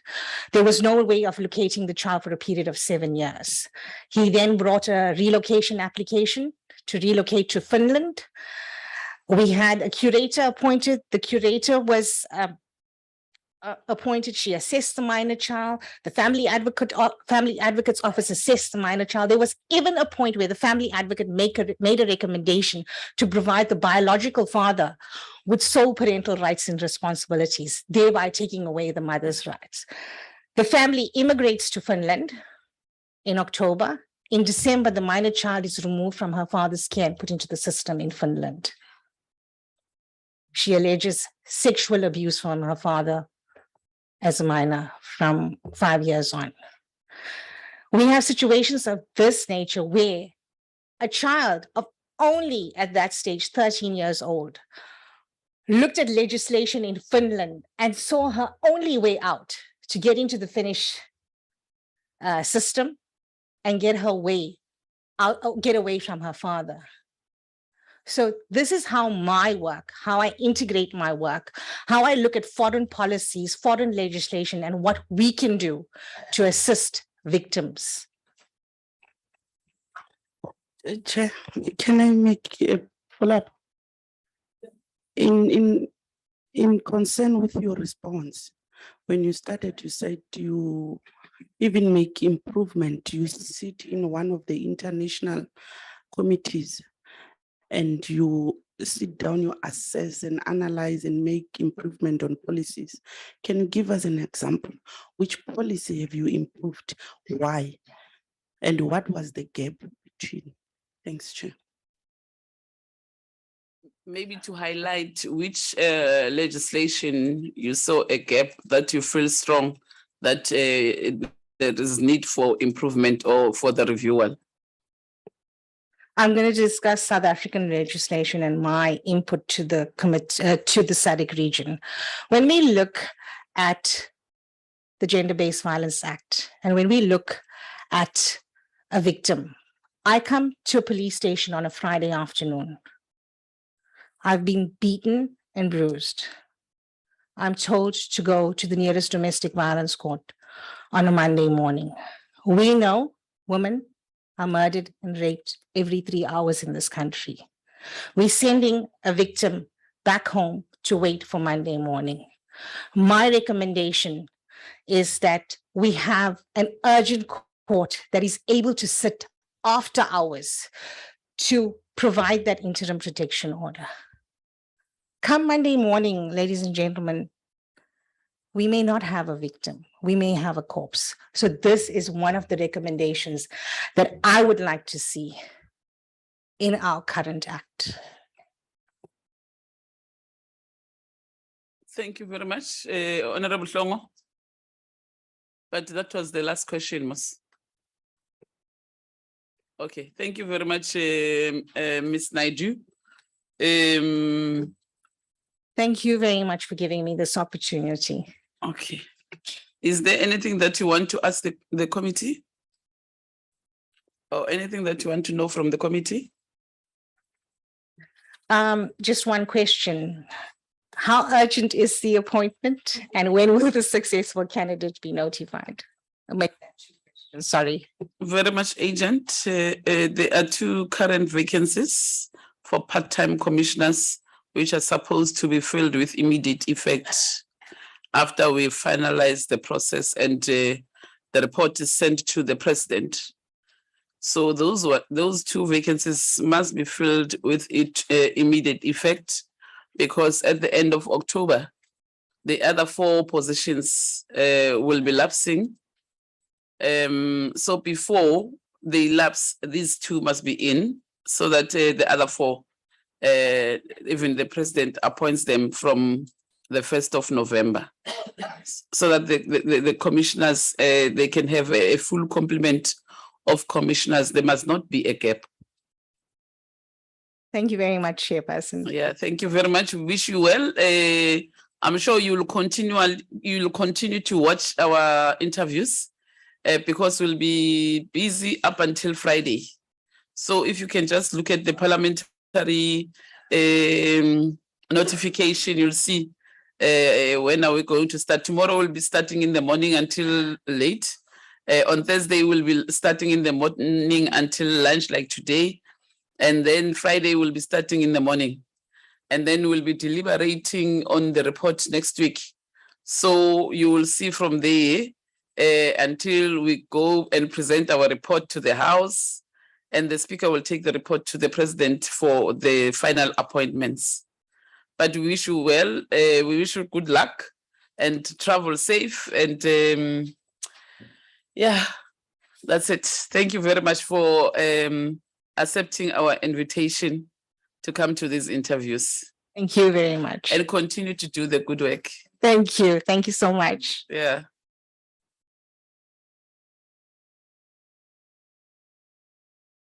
The last candidate is Nonhlanhla Kavenda.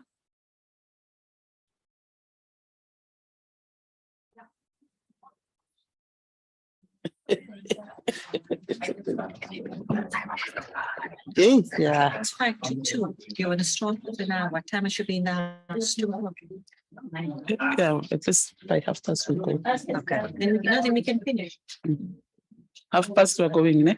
Yes. This is the last one. Yeah. So we finish this. At least nina nizokhona ukufunda into zenu.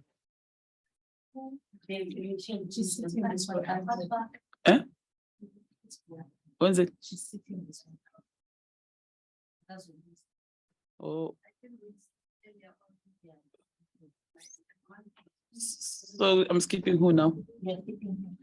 I start with my son. Yeah.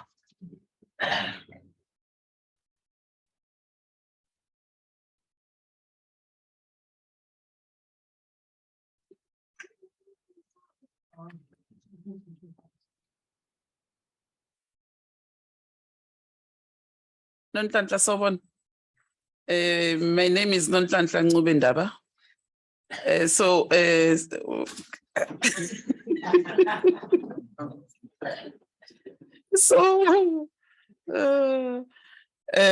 You're welcome.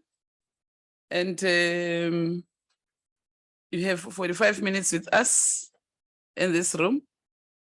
Don't waste your time by putting preambles and so forth and tell us that you went with Honorable Mpiti to New York. Just go straight to the answer, because once you start by doing that, you know, for mask. Ngoba sifuna ukuva makhuluma nathi sibone ukuthi uwe lo wasepasini ngoba kwesi isikhathi ngizosibizela omunye umuntu nje. Hey, okay, feel free. Relax. Honorable members are very nice. Just be calm. I know that it's difficult when you come to Parliament and you see honorable members and you start being frightened. But Tinala, we are very nice people, so feel free. Here next to me, I have our content advisor, Kashifa Abrams, and the gentleman at the back is Dr. Tembe, our legal person from Parliament. And then at the back there's two ladies, but that one has Nim, the other one is Christel. They are our committee researchers. And the one who's busy up and down with you, making all your arrangements now, today, it's Neliswa Nobatana. And I'll hand over to Honorable Masiko so that honorable members can introduce themselves. Honorable Masiko. Ngiyabonga kakhulu Sihlalo, ngibingelele emkhaya sikwamukele kwi-process yakho yama-interviews. Igama ufikile kwakaMasiko, ilunga le-panel. Ngiyabonga. Thank you, Chairperson. Welcome once more, Sis Greta Govenda. My name is Hobwana Mang Prudence Marekwa, which I think you know, and it's good to see you. Thank you. Thank you. I'm Honorable Tabile Masondo, the member of this committee. Smile and don't be serious. Good afternoon, Ms. Govender. Mina ligama lami ngusithembile ngwakamhlongo ngilunga lale panel ngiyabonga. Ngiyabingelela. Ngisho kanjani? Ngiyabingelela Mam Govenda. Uya uphilile. Yebo ngiphilile ma. Hayi, mina ngu Carol Mkhadi Phiri. Ngililungu lale committee nale panel. So ngithi yayikhululeka. Usibambile Carol, isiZulu sami shaya isilungu. Sawubona Nonhlahle. Yebo sawubona. Uhambe kanjani nje namhlanje uhambo lwakho lube njani? Uhambo lwami lube luhle kakhulu. Ngifika izolo ngalala la eCape Town, ngavukela la ekhaya. So ngiyabonga kahle. Ngiyabonga. NginguMagdalena Duduzile Hlengwa. Ngiyilunga lale portfolio nelunga lale interviewing committee. Ngiyabonga. Thank you, Chair. A very good afternoon to you. Ms. Governor, my name is Leo Lompiti and I'm a member of this committee. Thank you. Good afternoon. My name is Nazli Sharif, a member of the Portfolio Committee.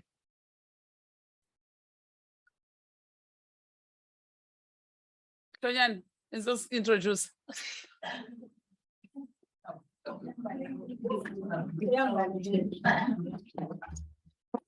My name is Dogozo Hlonyana, and I'm a member of this committee. Asiqale ngawe ke sizoqala ngawe. Nonhlanhla, we have only, I will start with you in terms of introducing yourself and tell us who are you and where are you coming from? We are starting what? I'm just, Uh-huh. I've just been made a worker, so I need to abide with. They just told me now that I'm in the house, so I have to run by. Okay, ask your question. Uzogcina ngokuzi-introduce after. Start with your question.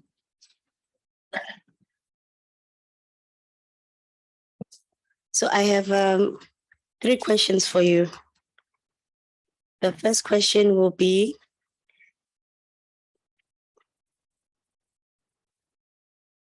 do you have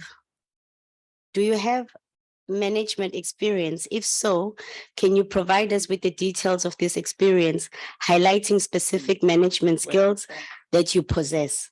The second question will be, do you have any experience with regards to the legislative or policy review? If so, can you provide us with the details in this regard? And the last question, Chair, I just wanted to check because when I was looking at her at her CV, I just wanted to understand, do you think your current position as a member of the ward committee will have any effect on you conducting your duties well?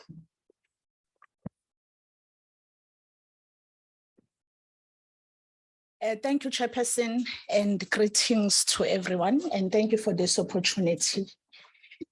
In quickly answering the questions from Ms. Mhlonyane, in terms of the management position, I don't have any management position.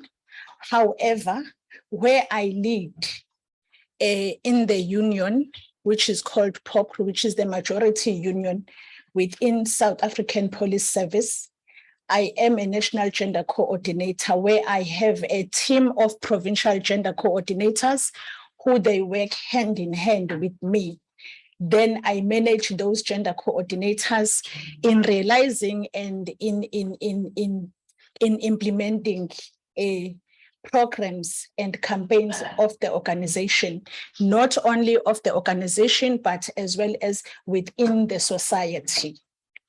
The second question is that, do I have any experience in policy? On that one, yes, I do have. Because within the organization that I serve, which is POPCRU, as I did mention, that it is the majority union within SAPS, we do have policies.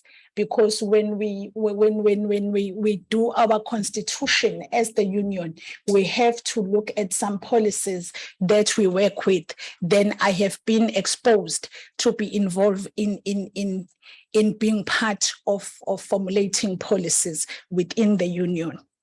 The last question was that within the current position where I serve as a ward committee member of Ward 37 in Newlands West, do I believe that I will have impact in this committee, if I hear it correctly? My answer will be— As a commissioner. As a commissioner. Thank you, Chairperson, for that correction. My answer will be yes, indeed, it will have an impact, because as a ward committee member, I work with the community that has a lot of challenges which they differ. So the experience that I've got from the organization, from the ward committee, is the experience that I will take through with me in ensuring that it is implemented in this commission as a commissioner. Thank you, Chair. Thank you very much. I now give you an opportunity to introduce yourself. Thank you, Chairperson. My name is Greta.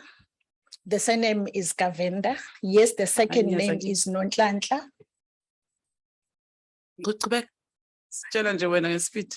The second name is Nontlantla. I come from KwaZulu-Natal, in Durban, eThekwini. In KZN, we are the one province amongst very few that we have recently elected our premier, who is a female, Umama Unomusa Dube.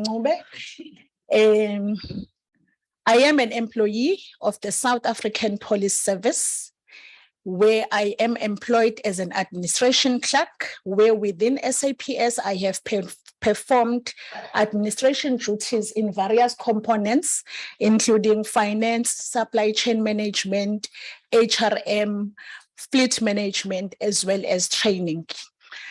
I have started at SAPS since 2007 up until to date. However, I have been seconded to the union, which is called POPCRU. As I did say, it is the majority union within SAPS, where I have been seconded since 2016 up until to date, where I am performing the duties of being a full-time shop steward, which it includes me being a chief negotiator of the bargaining council, which is SSSBC. SSSBC, it's the bargaining council for the security sector. So in the province, I am a chief negotiator. Again, I am a coordinator of the arbitrations, as well as within POPCRU, I am a paralegal, and I'm the only female paralegal in the province amongst 10 men. Besides that, I perform my daily duties of being a shop steward, which it includes representing members on their daily cases, as well as in resolving any conflict at the station. As POPCRU, we organize in 3 sectors, which is traffic, correctional services, as well as SAPS. So if I say I'm resolving conflict in the province, not only me, but as the normal duties of a shop steward in all those sectors. Apart from... Thank you very much. Honorable Carol. Thanks, Chair. Ma'am Governor, one of the rules or the duties of the CGE is that they need to monitor and evaluate your gender equality. Then my question will be to yourself. As a commissioner, a newly appointed commissioner, how will you strengthen the monitoring and evaluation to assist CGE in private and public sectors? Secondly, and how will you assist the Parliament in making sure that your oversight role addresses the challenges that we have in the country? Thanks, Chair. Thank you, Chairperson. As the Commissioner, I think it is very important to monitor as well as to evaluate. First of all, I think it has to start in familiarizing CGE in all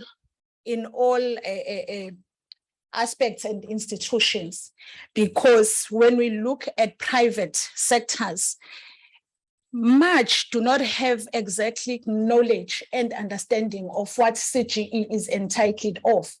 So I think first it has to bring in knowledge and understanding to the people within those private sectors and businesses to understand the mandate of CGE. And I think that CGE can also be strengthened by working with other commissions, for example, the commissions for human rights, because at the end of the day, there is a clash in ensuring, no, not a clash, but there is a coordination in terms of its formulation as well as the functions. So I think that that collaboration will really assist in familiarizing private sector as well as business with CGE. In assisting Parliament, Parliament is very broad on its own. And to ensure that CGE filters every way of its importance, because right now we have a challenge that is that seems to be growing, I will say, which is domestic violence, where not only Parliament needs to be brought in when we have such a challenge, but I think that we can include as well as the working class on its own through its affiliates as well as the federations to ensure that they strengthen the knowledge about what CGE is entitled of. Thank you. The question is vice versa, ne? Yeah, because Honorable Carol Nontantla was supposed to be responding to the CGE itself as an institution, because we are interviewing her for CGE as a commissioner. You know, so I'm not sure whether there was where you did vice versa, or is her who misunderstood your question, because she's saying in assisting Parliament, you know, instead of concentrating on the CGE. Can you repeat yourself, Carol? What did you ask her? Thanks, Chair. But I heard you correctly. Chair, my question is the issue in terms of strengthening monitoring and evaluation as an CGE commissioner. And coming back to report to Parliament as we play our oversight role. Are you getting what I've asked, Chair? Yeah, we're Thanks. right. You have put it right now.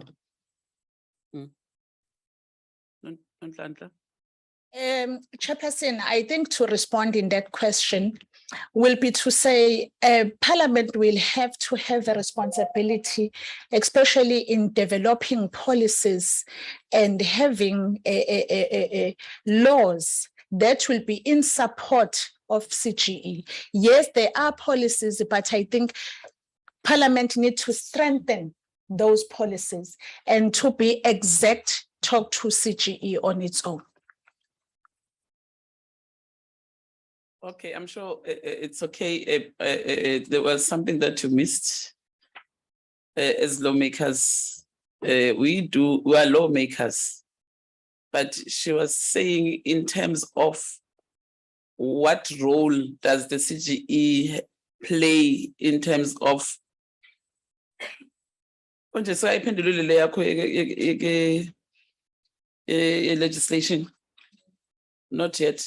I think that's why okay, let's pass it. Honorable Mpiti. Thank you very much, Chair. My question is as follows. When you look at the current CGE, what are the challenges that you pick up that it currently has? And looking at the mandate that it has, how would you, should you be appointed as a commissioner, be able to deal with those challenges? Thank you, Chairperson. I think, first of all, for me as a commissioner, I will make sure that I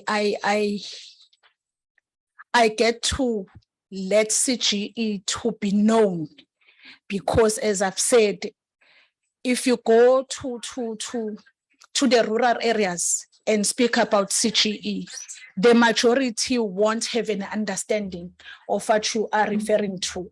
So first of all is to let CGE to be known to the public through public education.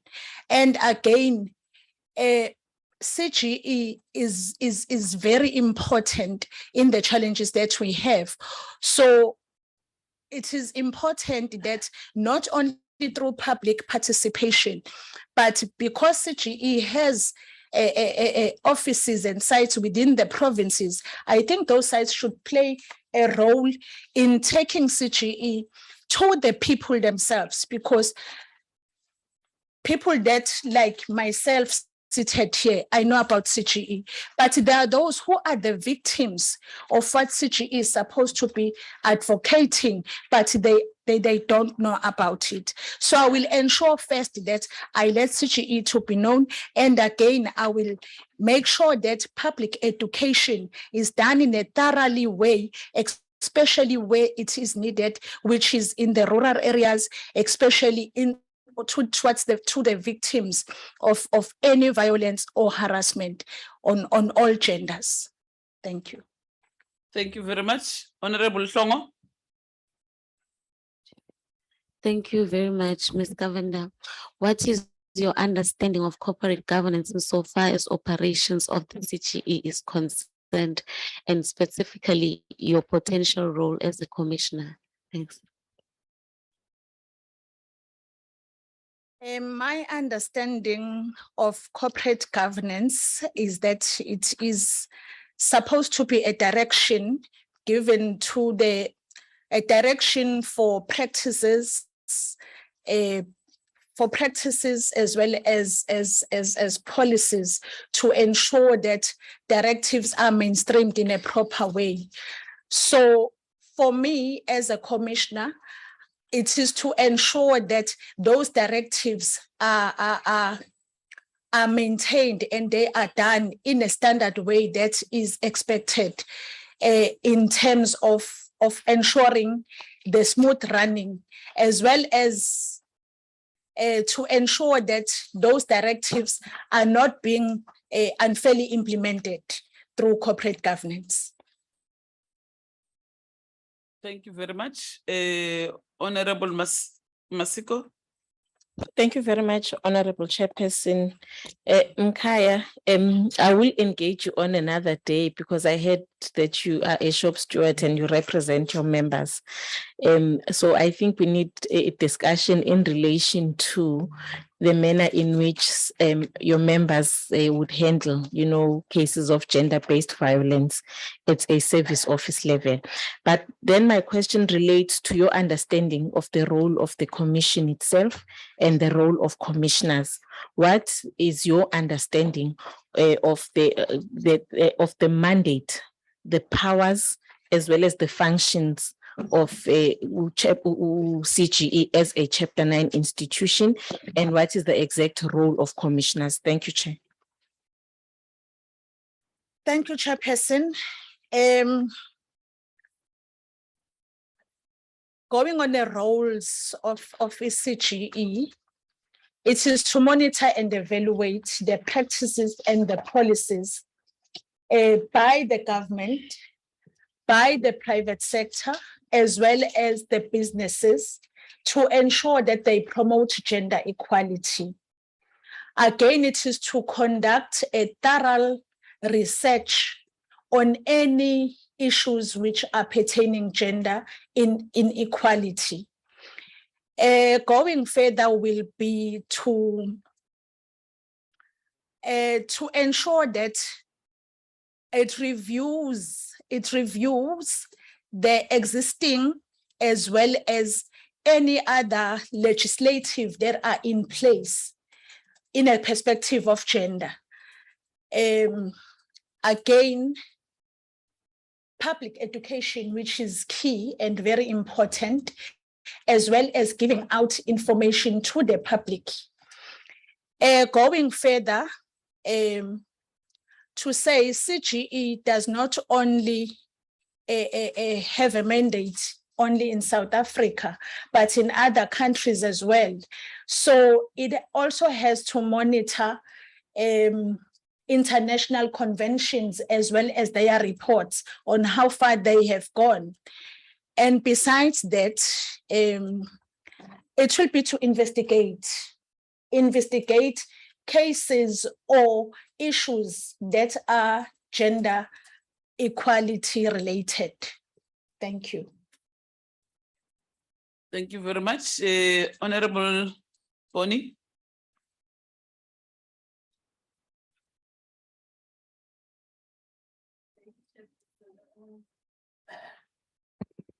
Thank you, Chair, and good afternoon once more, Ms. Govender. In respect, the question that I'm going to ask you is just one and very short, that what is the role of CGE in respect of compliance on international treaties and its obligations? Thank you, Chair.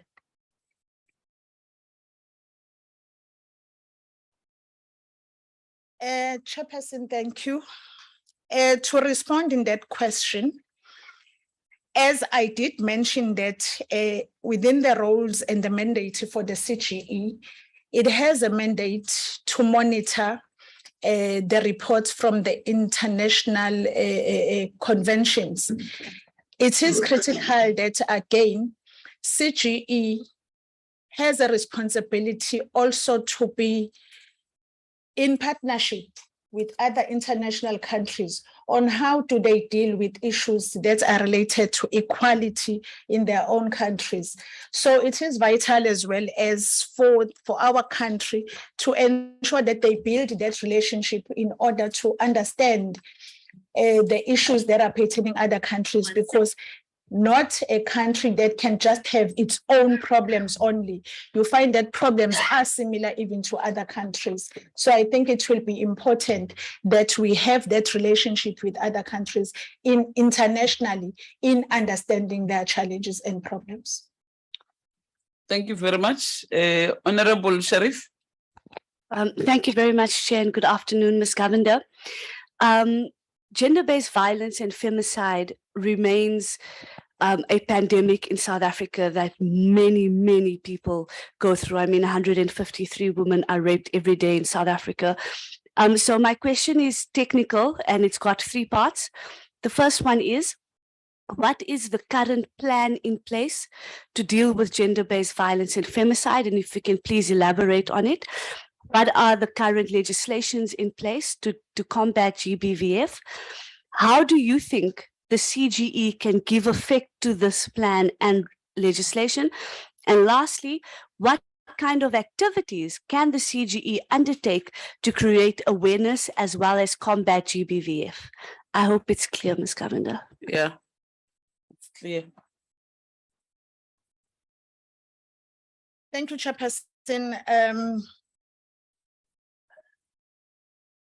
In answering that, I think and I believe that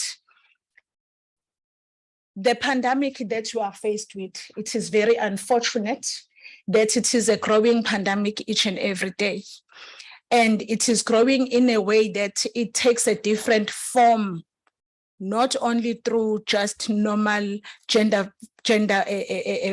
violence and femicide, but it takes different forms of abuse, harassment, you name it. So I believe that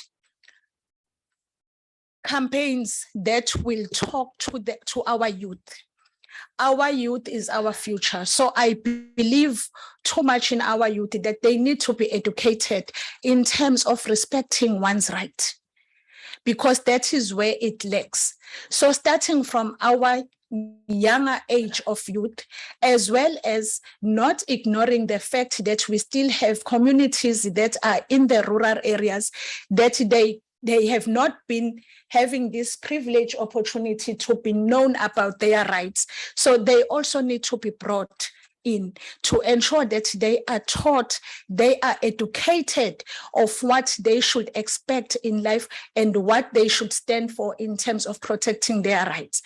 But again, as I say, I believe that we still have a lot to do with our youth, not just to let them lose as it seems like they are the ones that are involved, or when they grow with this brutality idea as well as the violence in them.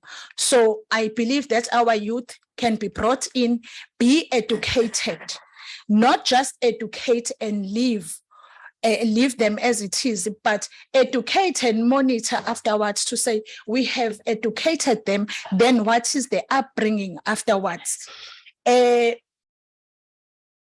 I believe you spoke about the policies within CGE in terms of the current gender-based violence and femicides. The policies are there, but I do believe that we also need to strengthen our policies that talks to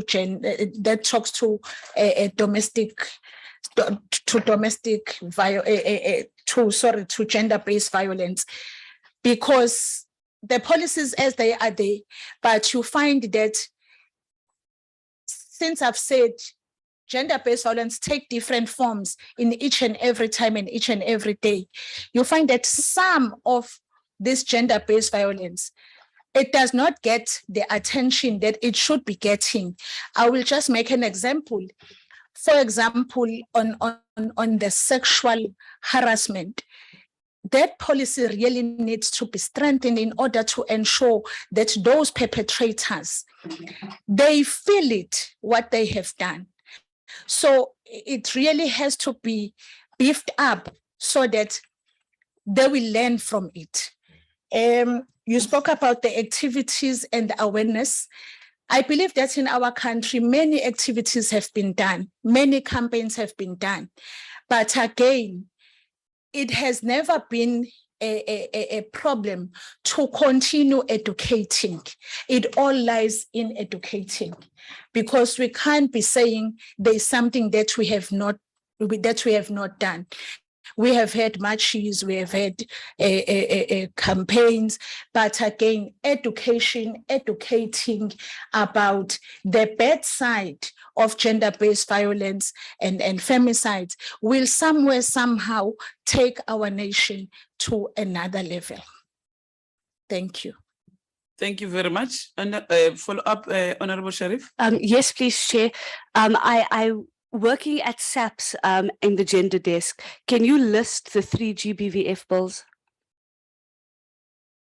The 3 gender-based violence and femicides bills that I could remember, it's the sexual harassment bill, it's the sexual harassment offenders, sexual harassment offenders, as well as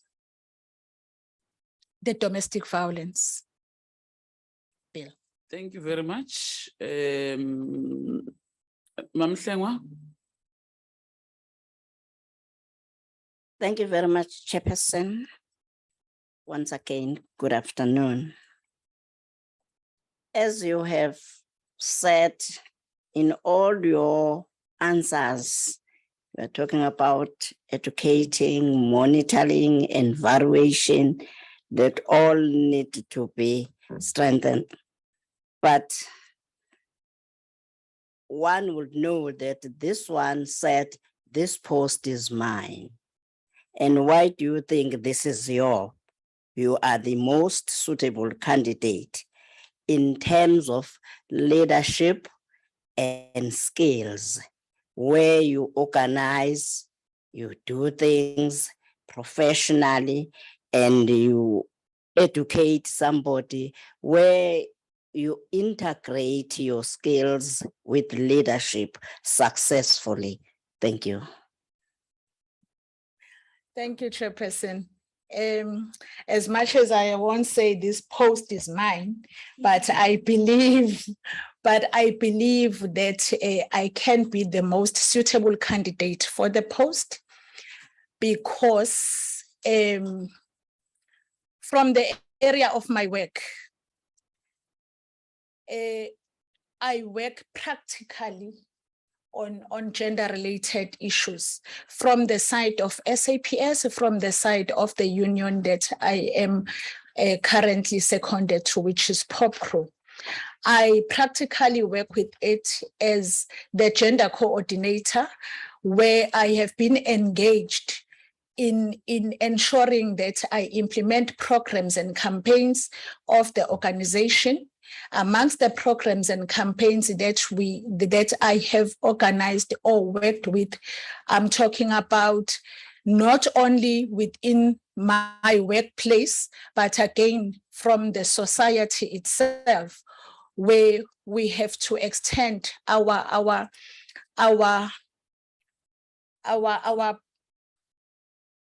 experience to our societies, in terms of, I've got 2 houses that I've been involved in building, the one at Esikawini, the other one at Harding. Again, I have been involved in visiting orphanage homes, special schools, as well as just going to schools, giving motivation.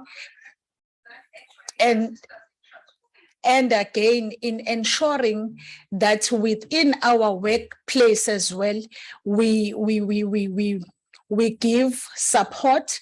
We also work with any gender-related that might have arose within the workplace.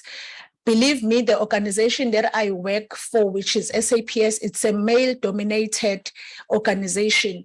So one might think that there are no problems, but because I believe that I am a gender activist, I have to oversee on all those challenges that are taking place.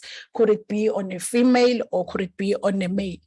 But apart from that, as I did say that I am a ward committee member within our ward, recently in Durban, we have had floods during the month of April as well as during the month of May. I was practically involved in assisting the flood victims. Also at SAPS, we have had victims of floods where we are also assisting them in order to accommodate them and so forth, as well as in our community. So definitely when we talk about the Commission for Gender Equality, I perfectly think that I do have an experience which is practical of what I am doing. And apart from that, within my qualifications, I have modules that I've done in terms of gender related. Thank you. Thank you very much, honorable members. That was the last one. That was the last question. Nonhlanhla, do you want to ask the committee anything?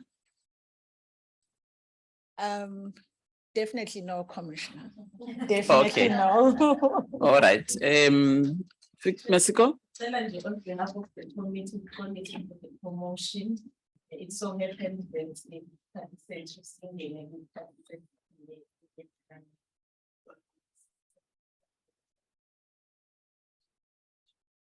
Thank you very much, Honorable Masiko. Thank you very much, Nonhlanhla, for accepting our invitation to these interviews. We wish you the best. Good luck. And I'm sure you are aware, Mustat will be doing these interviews until Friday. So keep watching the interviews until next week when we are deliberating. There's a panel, there's a committee to finalize the report so that you can go and present it to the House, and the Speaker takes the report to the President, because the President is the one who's got a final say in terms of appointments. So it's then that you will hear from Parliament and from the President himself when he says, I am appointing so and so and so. But we wish you good luck. Thank you very much. Keep doing the good work. Yeah. And travel safe back to KZN. And there's lunch. You can go and eat lunch. So what time is she flying? 10 to 5. 10 past 5. Oh, okay. Okay, honorable members, we've come to the end of our interviews. We are meeting tomorrow at 9. So transport will fetch us as early as 7 o'clock or 7:30, so that we can be able to finalize other things. The meeting is adjourned. Thank you very much. Thank you.